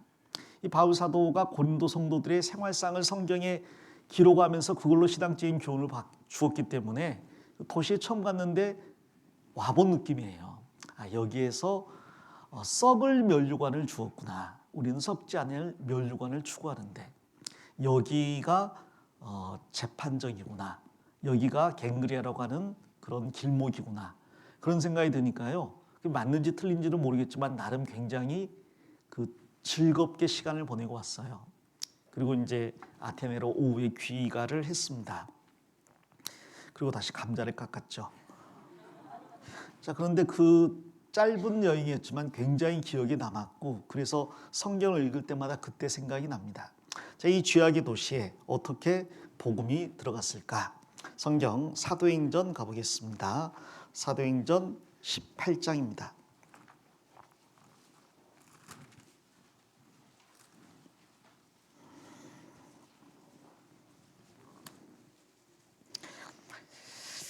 사도행전 18장입니다. 1절입니다. 이후에 바울이 아덴을 떠나 고린도에 이르러 아굴라라 하는 본도에서 난 유대인 하나를 만나니 글라우디오가 모든 유대인을 명하여 로마에서 떠나라 한 거로 그가 그 안에 브리스길라와 함께 이달리아로부터 새로 온지라. 바울이 그들에게 가매 업이 같음으로 함께 거하여 일을 하니 그 업은 장막을 만드는 것이더라. 안식일마다 바울이 회당에서 강론하고 유대인과 헬라인을 권면하니라. 이게 이후에 그랬는데 이것은 2차 전도 여행 때입니다. 바울 사도가 1차 전도 여행 때 세워진 소아시아의 교회들이 어떻게 생활하고 있는지 보자고 다시 전도 여행을 출발한 거예요. 자, 1차는 이제 바나바와 함께 했는데 2차 때 바나바와 다투었습니다. 바로 바나바의 조카인 마가를 데리고 가느냐 마느냐 문제로 다투게 되었죠. 이 마가는 마가복음을 기록한 마가 요한입니다. 이 마가는 1차 전도여행 때 동행하다가 피레네 산맥을 만나서 너무 길이 험하고 춥고 힘드니까 돌아가 버렸어요. 그래서 바울 사도가 1차 전도여행 때 복음 사역을 뒤로하고 도망간 이 마가는 아직 준비가 되지 않았다. 그를 데리고 2차를 갈 수 없다라고 이야기했지만 바나바는 기어이 자기 조카 마가를 데리고 가기 원했습니다. 그래서 서로 크게 다투었다고 했어요. 사도들도 싸웠습니다. 그리고 바나바는 자기 조카를 데리고 고향으로 가고 이 사도 바울은 바나바 대신 다른 사람 신라를 택해서 2차 전도여행을 갑니다. 그리고 2차 전도여행 때 1차 전도여행 때 세워진 교회들을 방문하다가 에베소 남쪽의 에베소로 가려고 했는데 하나님이 막으셨어요. 북쪽으로 가려고 했는데 또 막으셨습니다. 그리고 꿈속에서 마케도냐 사람 하나가 와서 우리를 도우라고 부탁하는 환상을 보게 됩니다. 그래서 하나님께서 우리를 유럽으로 보내시는구나. 그래서 배 타고 넘어간 유럽이 오늘날이 그리스입니다. 그리고 거기서 처음 큰 도시를 만나게 됐는데 빌립보를 만나게 됩니다. 거기에서 복음을 전해서 루디아가 구원받고 점치는 여종이 귀신이 쫓겨나고 구원받고 또 빌립보 간수가 가족과 함께 구원받아 빌립보 교회가 형성이 되죠. 그리고 거기에서 이동을 해서 데살로니가로 갑니다. 데살로니가에서 3주간 복음을 전했는데 유대인들이 하도 회방을 하고 핍박해서 불이 나게 도망을 치죠. 그리고 베레아로 갑니다. 베레아에서 복음을 잘 전해서 많은 사람들이 믿게 되었는데 데살로니가 유대인들이 또 베레아까지 쫓아와서 바울 사도 일행을 핍박합니다. 그래서 바울 사도가 디모데나 또 여기 신라를 두고 혼자 아테네로 와요. 급하게 도망을 간 거죠. 그리고 자기를 아테네까지 인도한 형제들에게 신라와 디모데를 좀 데려와 달라고 이야기를 합니다. 그리고 나서 아테네에 혼자 머물다가 그 사람들이 우상을 섬기는 걸 보고 분이 가득해서 사도행전 17장에 있는 놀라운 설교를 하죠. 그게 파르테논 신전 바로 아래에 있는 아레오바고라는 언덕입니다. 거기서 복음을 전했는데 구원받는 사람이 별로 없었어요. 자, 그래서 실망하던 차에 이 디모데도 오고 신라도 옵니다. 이 바울 사도는 이 디모데와 신라가 자기와 함께 있으면 좋겠지만 베레아도 걱정이 되고 데살로니가도 걱정이 되잖아요. 그리고 처음 복음을 전했던 빌립보 교회도 분명히 핍박이 있을 텐데 어떻게 지낼까 걱정이 돼서 이 신라는 빌립보로 보내서 그들을 돕게 하고 디모데는 이 데살로니가와 그 다음 베레아에 보내서 거기에서 남아있는 유대인들을 돕게 합니다. 그리고 자기는 혼자 고린도로 들어가게 되는 거죠. 자, 이 고린도에 들어갈 때 바울은 외로웠을 거예요. 신라도 없고 디모데도 없잖아요. 그리고 조금 마음속에 어떤 뭐랄까요? 상실감도 있었을 겁니다. 아테네에서 열심히 복음을 전했는데 구원받는 사람이 없었잖아요. 그래서 고린도 들어가기 전에 바울 사도가 아주 작심을 한 것 같습니다. 무슨 작심? 여기 책갈피 잡아놓으시고 저만 찾겠습니다. 펴지 마시고요. 책갈피 잡아놓으시고 저만 찾아서 읽겠습니다.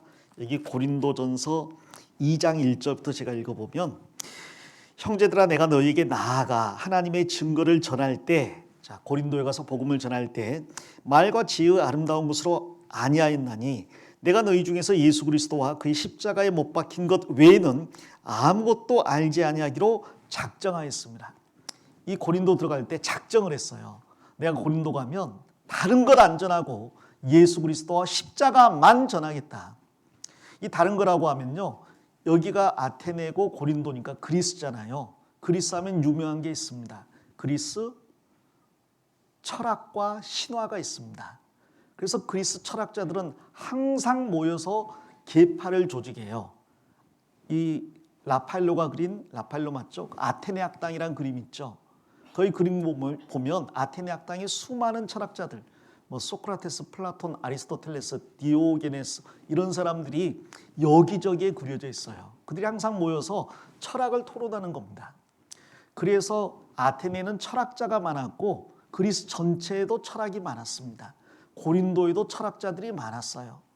근데 말씀을 우리가 배우면 알게 되겠지만 철학을 평생 연구해도 성경 말씀 한 구절을 못 들어갑니다. 성경은 하나님의 말씀이 계시된 거고 철학은 인간이 진리를 추구하는 것이기 때문에 계시된 하나님의 말씀을 절대로 철학은 따라할 수가 없죠. 그래서 철학은 끝이 없는 논쟁이에요. 근데 바울 사도는 그들에게 전하기 위해서 철학도 사용하고 그들 문학도 사용하고 시도 인용을 했습니다. 그러면 그들이 받아들여 줄 알았더니 아테네에서 해보니까 효과가 없는 거예요. 그렇구나. 이들이 지혜자라고 해서 지혜로 접근을 하려고 했더니 인간적인 지혜가 오히려 그들의 구원을 막는구나. 그래서 결심을 한 겁니다. 인간적인 공부를 하면 누구보다 많이 한 사람이 바울 자신이지만 나는 지금부터 그리스도와 십자가 외에는 아무것도 전하지 않겠다. 그래서 고린도에 가서 복음 전할 때 바울 사도가 두렵고 떨었습니다. 조금 방심하면 세상 이야기가 나오고 철학이 나오고 문학이 나오니까 이 말 안 나오게 하려고 말을 굉장히 조심했어요. 그러다 보니까 고린도 사람들이 무시했죠. 말 더듬이 아니야 이거. 그 바울 사도가 무시를 많이 당했어요. 그럼에도 불구하고 그 지식을 자랑하는 교만한 고린도 사람들이 단지 그리스도와 십자가 이야기만 듣고 구원을 받기 시작했다니까요. 그리고 고린도 교회가 생겨난 겁니다. 자, 바울은 혼자 고린도에 가면서 결심을 했습니다. 그리스도와 십자가만 전하겠다. 그리고 아마 고린도에 가서 처음 회당으로 갔을 겁니다. 사도행전 읽어보면 바울 사도의 전략은 항상 동일합니다. 어느 도시를 가든지 먼저 유대인에게 전한다. 유대인에게 전하기 위해서 먼저 그 도시에 있는 유대인 회당에 들어간다. 거기서 복음을 먼저 전하고 유대인들이 그 복음을 배척하면 그 다음에는 이방인들에게 전하는 거예요. 이건 항상 동일했습니다. 빌립보에는 유대인 회당이 없었으니까 시내가에서 지냈던 거고요. 이제 고린도에 오니까 유대인들이 많이 모여 살잖아요. 회당이 있습니다. 회당으로 갔을 겁니다. 자, 회당에 가면 보통 직업이 같은 사람들끼리 함께 앉았대요. 어부는 어부대로, 상인은 상인대로. 근데 바울 사도가 어릴 때부터 배운 기술이 있는데 텐트를 깁는, 장막 깁는 일이었습니다. 그런데 그 자리에 앉았더니 옆에도 장막 깁는 사람들이 앉았을 거 아니에요. 누군가 봤더니 아굴라라는 유대인과 그의 아내 브리스길라입니다. 근데 아굴라, 브리스길라, 아굴라는 독수리란 뜻인데 주로 그 유대인 중에서 좀 천한 사람들의 이름으로 많이 사용이 됐대요. 그런데 브리스가, 본명이 브리스가고 애칭이 브리스길라인데 이것은 로마의 귀족 가문의 이름 중에 하나라고 합니다.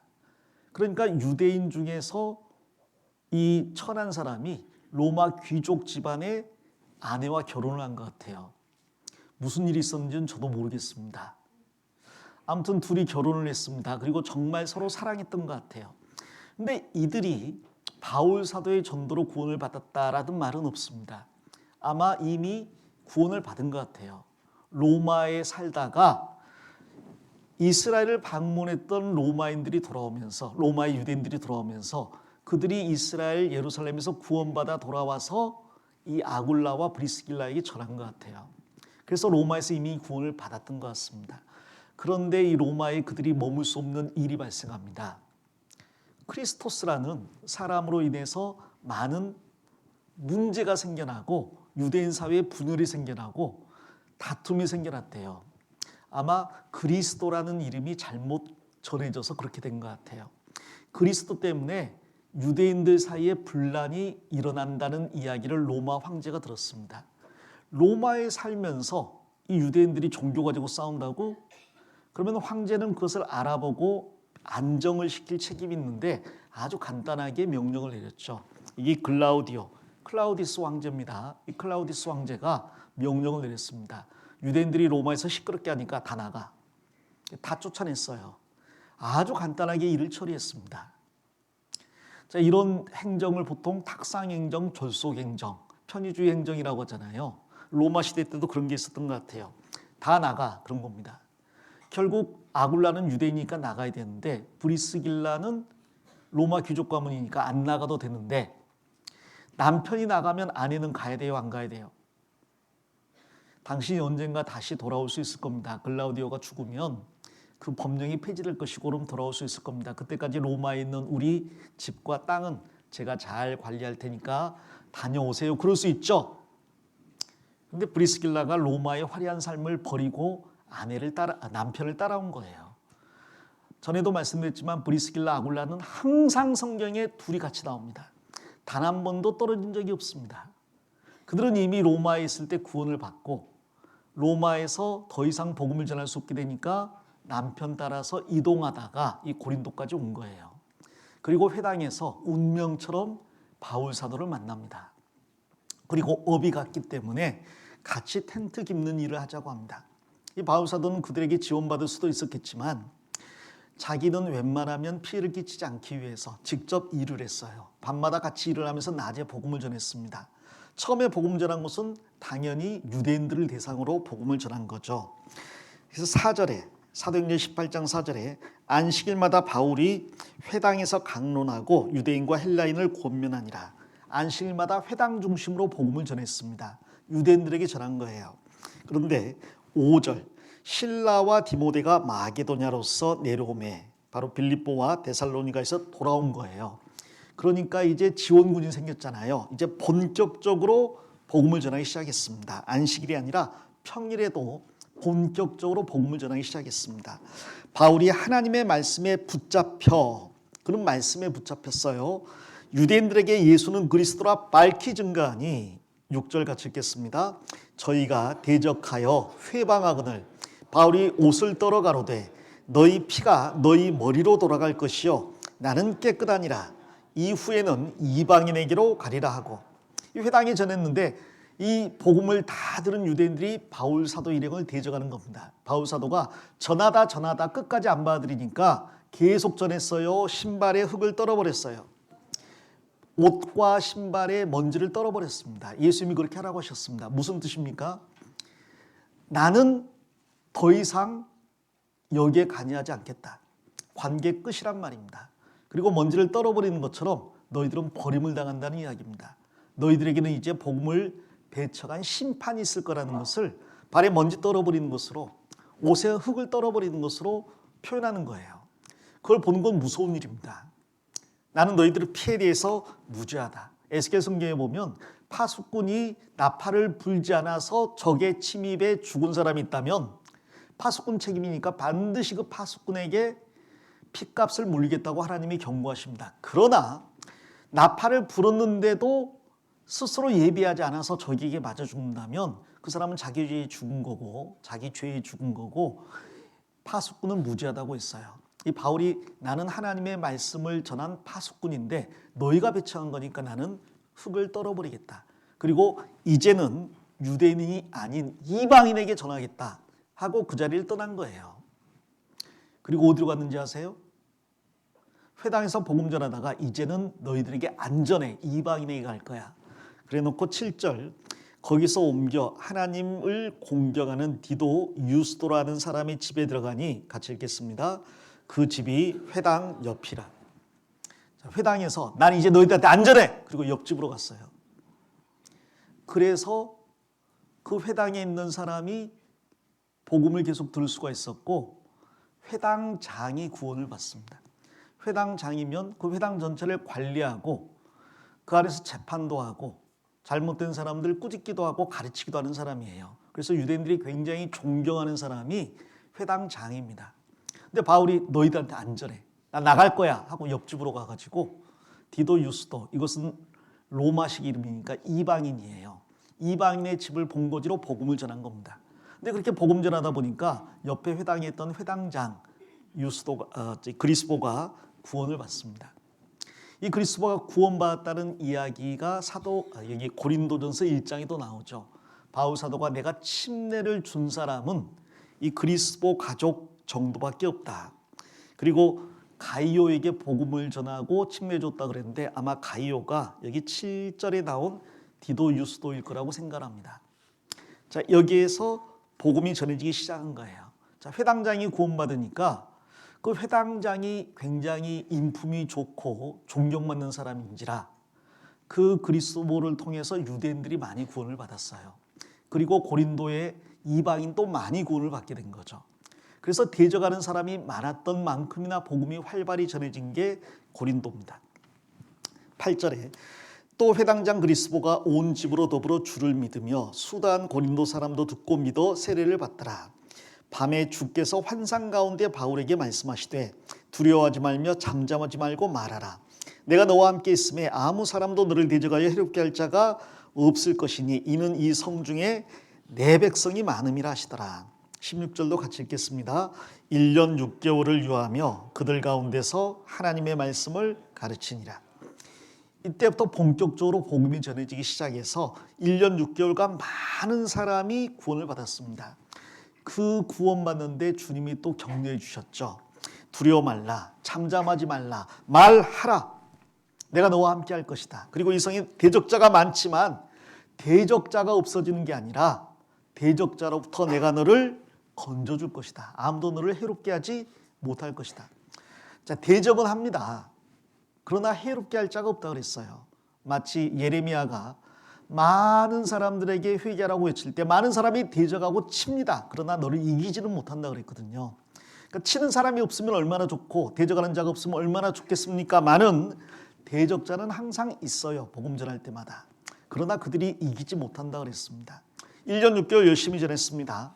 그리고 많은 사람이 구원받았는데 1년 6개월 지나서 갈리오라는 사람이 아가야 총독이 됐습니다. 여기 갈리오는 유명한 로마의 철학자 세네카라는 사람이 있는데 이 사람의 형제예요. 이 세네카는 네로 왕제의 스승입니다. 그러니까 이 갈리오라는 사람도 굉장히 유명한 사람이에요. 이 사람이 아가야의 총독으로 왔습니다. 그리고 아가야의 수도가 이 고린도거든요. 그러니까 고린도로 온 거예요. 근데 이 아가야 총독이 신규 부임한 아가야의 그 갈리오가 총독으로 신규 부임하니까 유대인들이 기회는 이때다 해서 바울 사도 일행을 고소합니다. 보통 새로 정치인이 오면 민원이 들어가잖아요. 그럼 정치인은 자기 입지를 튼튼하게 하기 위해서 처음 왔을 때는 민원들을 대부분 다 들어주잖아요. 그래서 그 기회를 이용해서 고소한 겁니다. 고소한 내용이 13절에 나와 있는데 말하되 이 사람이 율법을 어기어 하나님을 공경하라고 사람들을 권한다 하거늘. 여기 율법이 기독교 율법이나 혹은 유대교 율법을 말하는 게 아니라 이 율법이 법이잖아요. 로마의 율법을 말합니다. 이 사람이 바울이란 사람이 로마법 따를 필요 없다. 로마법을 따르지 않더라도 하나님을 공경해야 된다라고 가르친다는 거죠. 그러니까 종교적인 문제인데 정치적인 문제처럼 고발하는 거예요. 이 사람이 로마법을 어기게 한다. 신흥 종교를 주장하면서 이 세상 법은 안 따라도 된다고 한단다. 그러면 이 총독은 이걸 반란처럼 취급해서 아주 극형으로 다스릴 수가 있겠죠. 근데 이 갈리오라는 사람이 지혜로운 사람인지 아니면 참 일편하게 하는 사람인지 모르겠는데 이렇게 이야기합니다. 야, 내가 무슨 재판을 할 때에 이게 뭐 로마 법에 관련된 문제면 내가 재판하겠는데 이게 너희들의 무슨 명칭이나 언어나 법에 관한 문제라면 야, 그런 종교적인 문제는 내가 알지도 못하고 관여하고 싶지도 않다. 너희들끼리 알아서 해라 하고 딱 잘라버린 거예요. 그러니까 유대인들은 권력자를 빌어서 바울 사도 일행을 핍박하려고 했는데 하나님은 권력자를 들어서 바울 사도 일행을 보호해 준 겁니다. 그럼에도 불구하고 계속적으로 바울 사도 일행을 고소했던 것 같아요. 갈리오가 거기에 대해서 신경도 안 쓰니까 나중에는요 법정 모독죄로 고소했던 사람들을 아마 헬라인들이 잡아서 두들겨 팬 것 같습니다. 그래서 바울 사도를 감옥에 돌려다가 무리하게 고소했다고 이 사람들이 나중에는 법정에서 두들겨 맞는 일이 생기죠. 17절에 모든 사람이 아마 헬라인들일 겁니다. 모든 사람이 회당장 소스데네를 잡아 재판자리 앞에서 때리되 갈리오가 이를 상관치 아니하니라. 18절 바울은 더 여러 날 유하다가 형제들을 작별하고 그래서 고린도 선교가 끝납니다. 더 여러 날 유했다 그랬으니까 재판에서 무죄가 나오고 안전하게 유하다가 떠난 것 같아요. 자, 이게 고린도의 복음이 들어간 배경입니다. 자, 여기 17절에 보면 모든 사람이 회당장 소스데네를 잡아 재판자리 앞에서 때렸다 그랬잖아요. 이 다른 회당에 회당장이 소스데네라는 사람이 있었던 것 같습니다. 자, 이 사람이 바울을 고소했는데 그 소스데네가 두들겨 맞았다 그랬잖아요. 자, 어떤 사람은 이렇게 해석하기도 합니다. 처음에 회당장이 그리스보인데 그리스보가 구원을 받았어요. 그러면 유대교 회당장이 될 수가 없겠죠. 유대교에서 기독교로 개종한 거니까.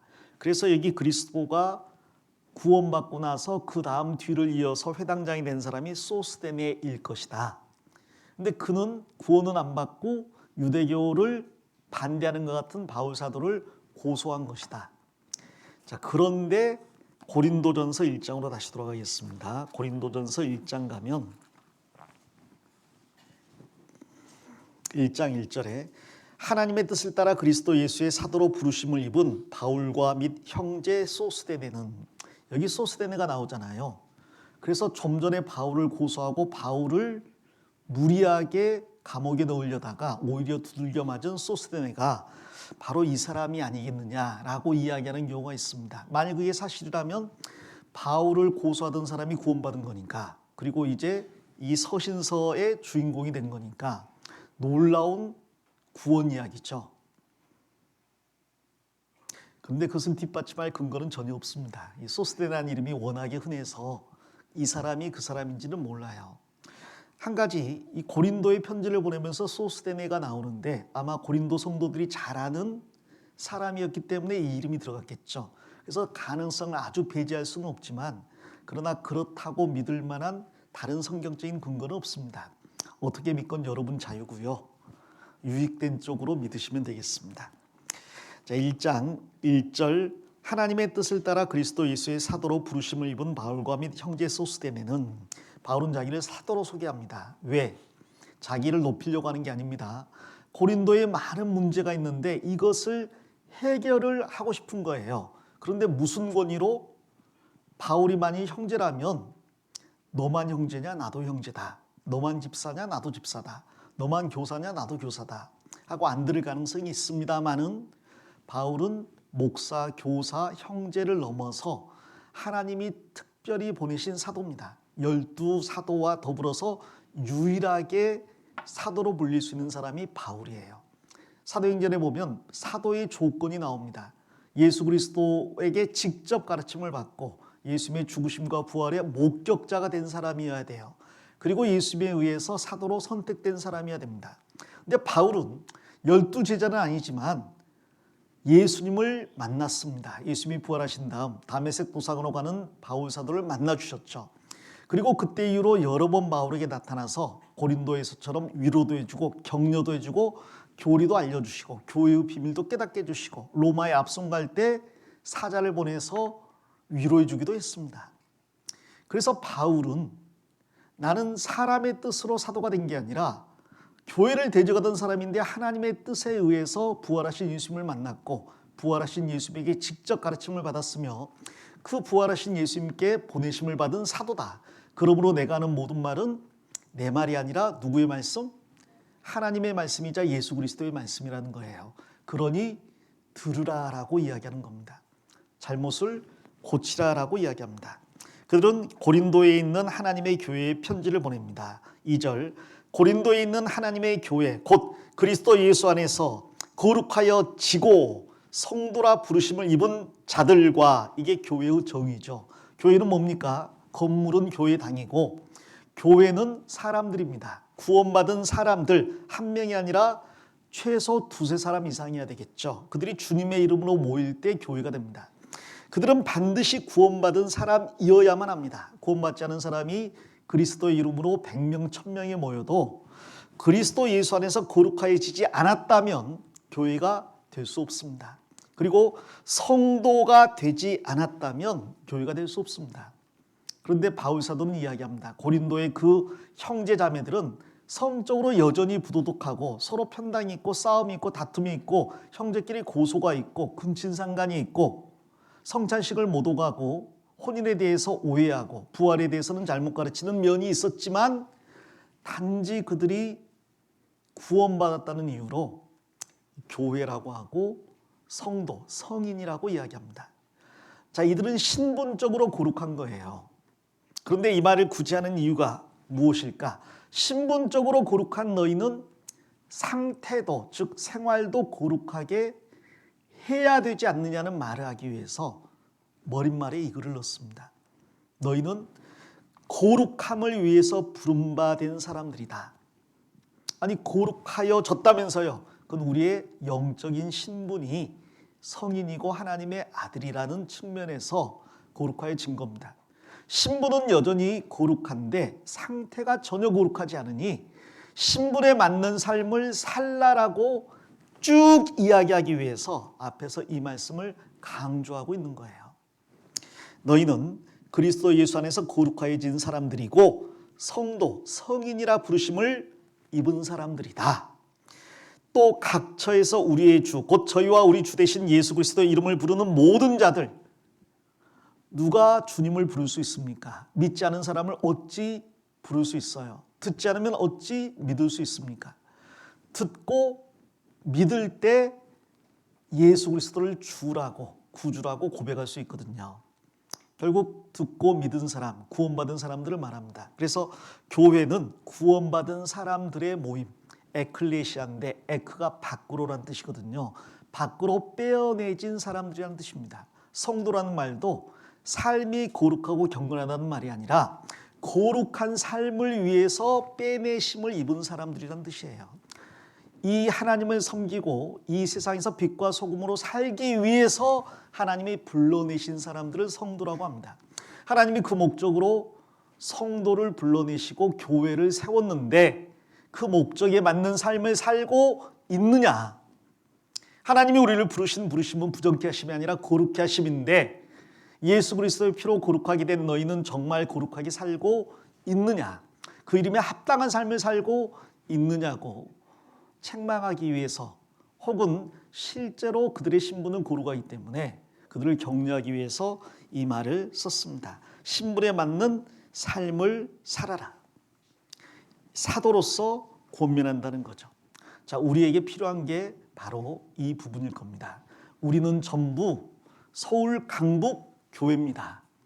우리는 원하든 원하지 않던 교회라는 이름을 하나님으로부터 부여받았습니다. 그리고 여기 있는 각 사람은 자신이 어떻게 자기를 생각하느냐와 상관없이 나는 형편없는 사람이야. 나는 구원도 불확실해. 그러나 그와 상관없이 정말 구원받은 사람이라면 전부 성인이에요. 성인. 다음에 만나면 그렇게 이야기하십시오. 안녕하세요. 저 성인 신창훈입니다. 저는 거룩한 자 신창훈입니다. 이렇게 인사를 해보세요. 그 말이 맞는 말이거든요. 그러면 듣는 사람은 그럴 겁니다. 성스럽기는. 아마 마음속에 걸림이 되겠죠. 그런데 자신이 그리스도인이라 성인이라 자꾸 이야기하다 보면 그 이름에 걸맞는 삶을 살아야겠다는 책임감이 있겠죠. 그래서 구원받으셨다면 제일 먼저 하실 일은 자신의 구원을 고백하는 겁니다. 내가 그리스도인이라고 주변 사람에게 알리는 겁니다. 그리고 나서 그에 걸맞게 살아가시는 거예요. 자, 술 끊기 원하는 분이 있다면 먼저 주변 모든 사람에게 내가 성인이라고 이야기하십시오. 나는 그리스도인이라고. 담배 끊기 원하는 담배 끊기를 원하는 사람들은 모든 사람에게 자신이 그리스도인이라고 성인이라고 이야기하십시오. 하나님의 피로 거룩하게 된 자라고 자기를 소개하십시오. 그리고 나서 정말 거기에 걸맞는 삶을 살기 위해 노력하셔야 됩니다. 알렉산더 대왕이 그런 말 했습니다. 비겁한 알렉산더라는 이름을 가진 군인을 찾아가서 알렉산더답게 살든지 아니면 이름을 바꾸든지 둘 중에 하나를 하라고. 외국 이름 중에 주니어가 있습니다. 레이 파커 주니어, 레이 찰스 주니어, 프랭크 시나트라 주니어. 아버지가 워낙에 위대한 사람이라서 그 아버지의 아들이라는 걸 알리려고 아버지 이름 똑같이 쓰고 뒤에 주니어를 붙여요. 그 사람들이 엄청난 스트레스 가운데 사는 거 아십니까? 사람들이 다 뭐라고 합니까? 네 아버지가 프랭크 시나트라야? 연기도 잘하고 노래도 잘하고 만능 엔터테이너. 근데 너는 왜 그 모양인데? 실제로 프랭크 시나트라 주니어가 연기도 더 잘하고 노래도 더 잘했습니다. 근데 평생 아버지 근래에서 벗어나지 못해 괴로워했어요. 자, 우리는 훌륭하신 아버지를 모시고 있습니다. 말할 수 없는 아버지를 모시고 있습니다. 하나님 아버지를 모시고 있습니다. 그리고 너무나 훌륭한 형님을 모시고 있습니다. 예수 그리스도를 모시고 있습니다. 그 하나님의 아들이란 이름을 가지고 있고 그리스도인이란 이름을 가지고 있다면 그에 걸맞게 거룩하게 살아야 됩니다. 그런데 고린도 성도들이 그렇지 못했잖아요. 우리는 어떻게 살아야 될까? 우리가 정말 부름을 받았다면 부름에 합당한 삶을 살아야 되겠습니다. 한 구절만 읽고 마치겠습니다. 세 구절 읽으려고 했는데 늦었네요. 에베소서 4장 1절입니다.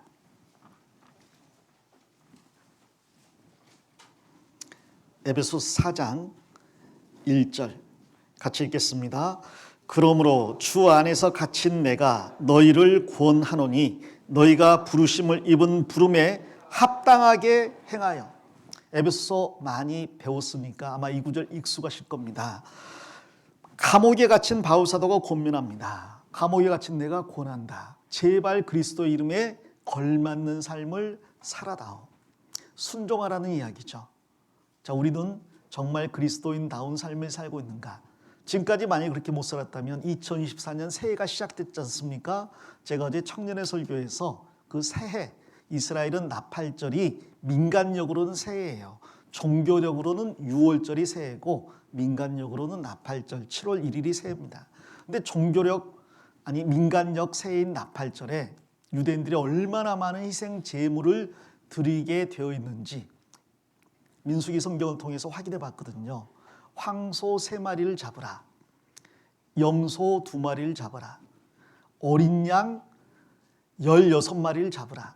그리고 양 2마리를 별도로 잡으라. 그리고 소제를 드리라. 기름을 섞으라. 굉장히 많은 희생 제물을 요구하고 있습니다. 근데 어제 저녁에 돌아가면서 그런 생각해 봤어요. 자, 내가 죄를 끊지 못하고 있는데 그 죄를 끊기 위해서 어떤 일을 해야 될까?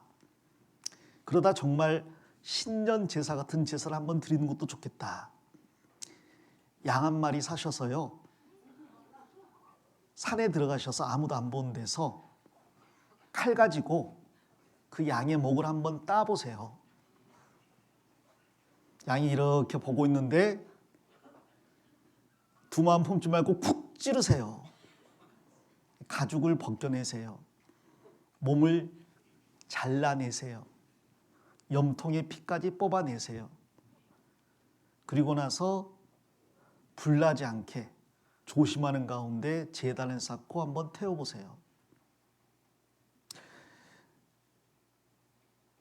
강아지로 하면 안 되겠구나. 동물 1마리 죽여보신 적 있어요? 죽일 수 있을 것 같습니까? 닭 1마리 잡을 수 있을 것 같아요? 그건 못 잡죠. 미안하고 불쌍해서. 근데 예수님은 맨날 죽어도 됩니까?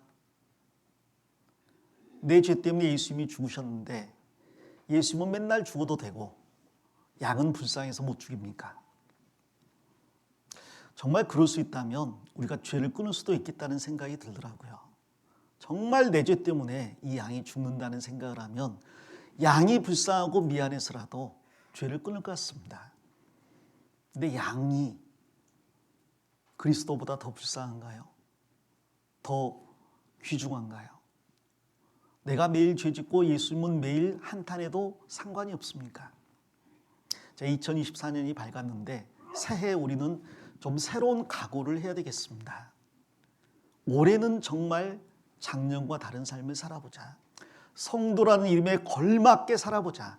최소한 다른 사람이 볼 때 인상 쓸 수 있는 죄는 버리자. 합당치 않은 죄가 있다면 버리자. 올해 이 한 가지만이라도 내가 버리자. 나를 위해 죽어주신 예수님을 생각하면서 그런 각오를 했으면 좋겠습니다. 부정적인 소극적인 면에서 버려야 될 죄를 버려야 된다면 올해는 적극적인 의미에서 내가 그동안 해야 했는데 안 했던 게 있다면 한번 해보자. 그리스도는 나를 위해서 죽기까지 했는데 내가 지금까지 해야 했지만 안 했던 게 있다면 한 가지는 해보자. 그 결심도 했으면 좋겠습니다. 부탁드립니다. 11조는 꼭 하셔야 됩니다. 내가 수입이 없다 할지라도 쓰는 돈은 있을 거 아니에요. 60만 원 버는 분이 있으면 6만 원 11조 하십시오. 그래야 당당해져요. 그래야 주님 앞에서 마음이 떳떳해집니다. 건축원금, 해외 선교원금 못하더라도 11조는 꼭 하십시오. 그건 신앙 고백이고 하나님께만 하는 고백입니다. 그것부터 순종하지 못하면 다른 일 하기 어렵습니다. 만약 11조를 하시는 분이 있다면 건축원금에 해외 선교원금에 참여해 주십시오. 내가 안 해도 지금까지 됐지 않느냐 하시는 분이 더 많이 희생했기 때문에 되는 거예요. 우리 중에 누구 특별한 부자도 없고 누구 남아도는 여윳돈을 가진 사람도 없습니다. 저희 집사람 빼고는. 자, 그러나 다들 헌금을 하고 있어요. 나도 거기에 참여할 때 주님 앞에 정말 기쁨이 됩니다. 그리고 봉사를 해야 되는데 안 하시는 분들, 나는 괜히 내 생활에 다른 사람 개입시키고 싶지 않고 이야기하고 싶지 않다.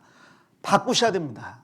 그리스도인은 자기 중심으로 사는 사람이 아니라 그리스도 중심으로 사는 사람이에요. 그리고 모든 몸 안에 있는 지체는 일을 합니다. 나도 한 가지 시작하셔야 됩니다. 교회 안에 봉사자 보내달라고 여기저기서 부르짖는데 내가 언제까지 말씀만 듣고 돌아갈 수는 없잖아요.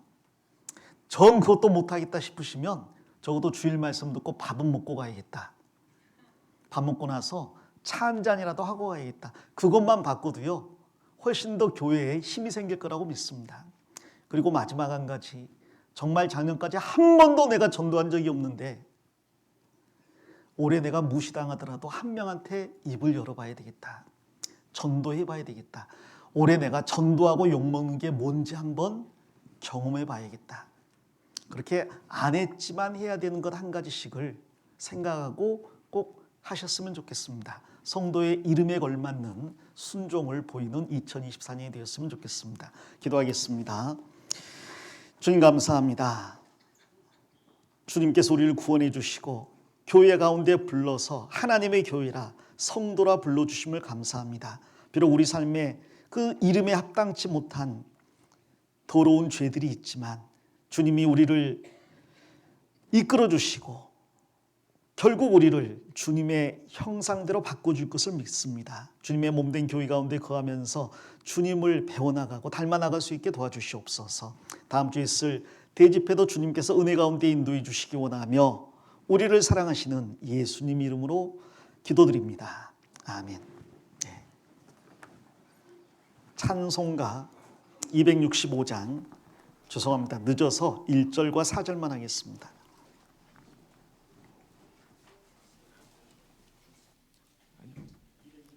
200 다시 한번 265장입니다. 265장. 죄송합니다. 원래 제가 246장 하자 그랬죠? 네, 맞습니다. 책갈피를 단데 꽂아놨습니다. 246장 하시겠습니다.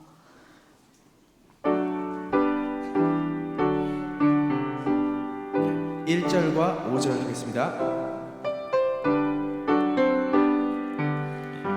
내 주의 나라와 주 계신 성전과 피 흘려사 교회를 늘 사랑합니다. 하늘의 영광과 베푸신 축복이 진리와 함께 영원히 늘 온에 넘치네. 아멘.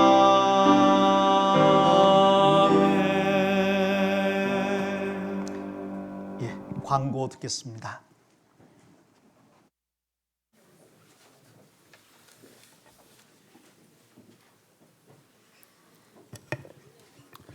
예, 광고 드리겠습니다. 이제 한 주 후에 올해 첫 대전도 집회가 진행이 됩니다. 1월 29일부터 2월 4일까지고요. 일주일간 대강당에서 말씀이 진행됩니다.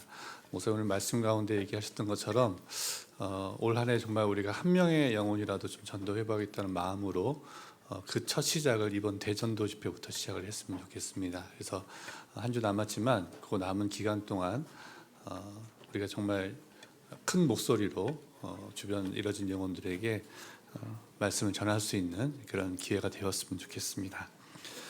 그래서 전도 집회 전단지가 나와 있는데요. 앞뒤 출입구 입구에 전단지가 있습니다. 그래서 이거 활용하셔가지고 전도에 많은 도움이 되셨으면 좋겠습니다. 우리 청년들은 또 이번 전도 집회를 맞아서 노방 전도를 또 계획을 하고 있습니다. 그래서 우리 청년들 위해서 또 응원을 좀 해주셨으면 감사하겠습니다. 목사님 다음 주 그러니까 내일부터죠. 내일부터는 원주 서부 교회 집회가 있으십니다. 잘 다녀오실 수 있도록 또 원주 서부교회에서 많은 영혼들 구원받을 수 있도록 기도해 주시면 감사하겠습니다. 오늘 모임 안내 드리겠습니다. 2시부터 안내부, 시설부, 찬양대 모임이 각각 다목적실, 봉사회실, 찬양대실에서 있습니다. 오후 4시에는 상담인 모임이 봉사회실에서 있습니다. 그리고 1월 26일 금요일입니다. 이번 주 금요일 봉사회 원례가 있습니다. 봉사회실에서 있고요. 소식지에는 8시로 나가 있는데 이번 올해부터 봉사회 원례는 7시 반에 시작합니다. 그래서 6시부터 식사를 시작해서요. 7시 반까지 식사를 마치시고 우리 봉사회 형제님들께서는 7시 반부터 교제를 하도록 하겠습니다. 1월 26일, 27일 이틀 동안 청년 임원 수련회가 진행됩니다. 우리 청년 임원들 참고해 주시고요. 소식지에 보시면 23년도 하반기 독서왕이 올라와 있습니다. 제가 읽지는 않겠고요. 소식지 보시고 축하해 주시고요. 또 아마 별도로 도서관에서 축하 상품을 드리는 걸로 알고 있습니다. 네, 그리고 이번 주에는 조모임이 있는 주간입니다. 그래서 조모임 하시고 모임 장소 잘 정리 부탁드리겠습니다. 그리고 사진 촬영 우리 성도 주소로 지금 현재 휴대폰에 있는 앱으로 이용해서 성도 주소록을 지금 활용을 하고 있는데요. 성도 주소록에 보시면 사진이 너무 이제 제각각이에요. 그래서 사진을 좀 통일하고 또 너무 옛날 사진을 올리신 분들이 있으셔서 사진 촬영을 하고 있으니까요. 식사하시고 카페 앞에서 사진 촬영을 꼭 해주시면 감사하겠습니다. 이번 주까지 사진 촬영이니까요. 오늘 아니면 또 사진이 또 옛날 사진 혹은 작은 사진이 될 것 같습니다. 그래서 오늘 꼭 해주시면 감사하겠습니다. 그리고 오늘 소식지 받아보셨으면 아시겠지만 소식지에 저희가 건축헌금 작정서를 함께 넣어드렸습니다. 마음에 정한 만큼 또 기도하신 만큼 교회의 건축을 위해서 건축헌금을 위해서 작정을 해주시고 작정해 주신 작정서는 헌금함에 넣어주시면 저희가 함께 집계를 하도록 하겠습니다. 네, 이상 광고 마치겠습니다. 각 구역별로 모이셨다가 식사 맛있게 하십시오.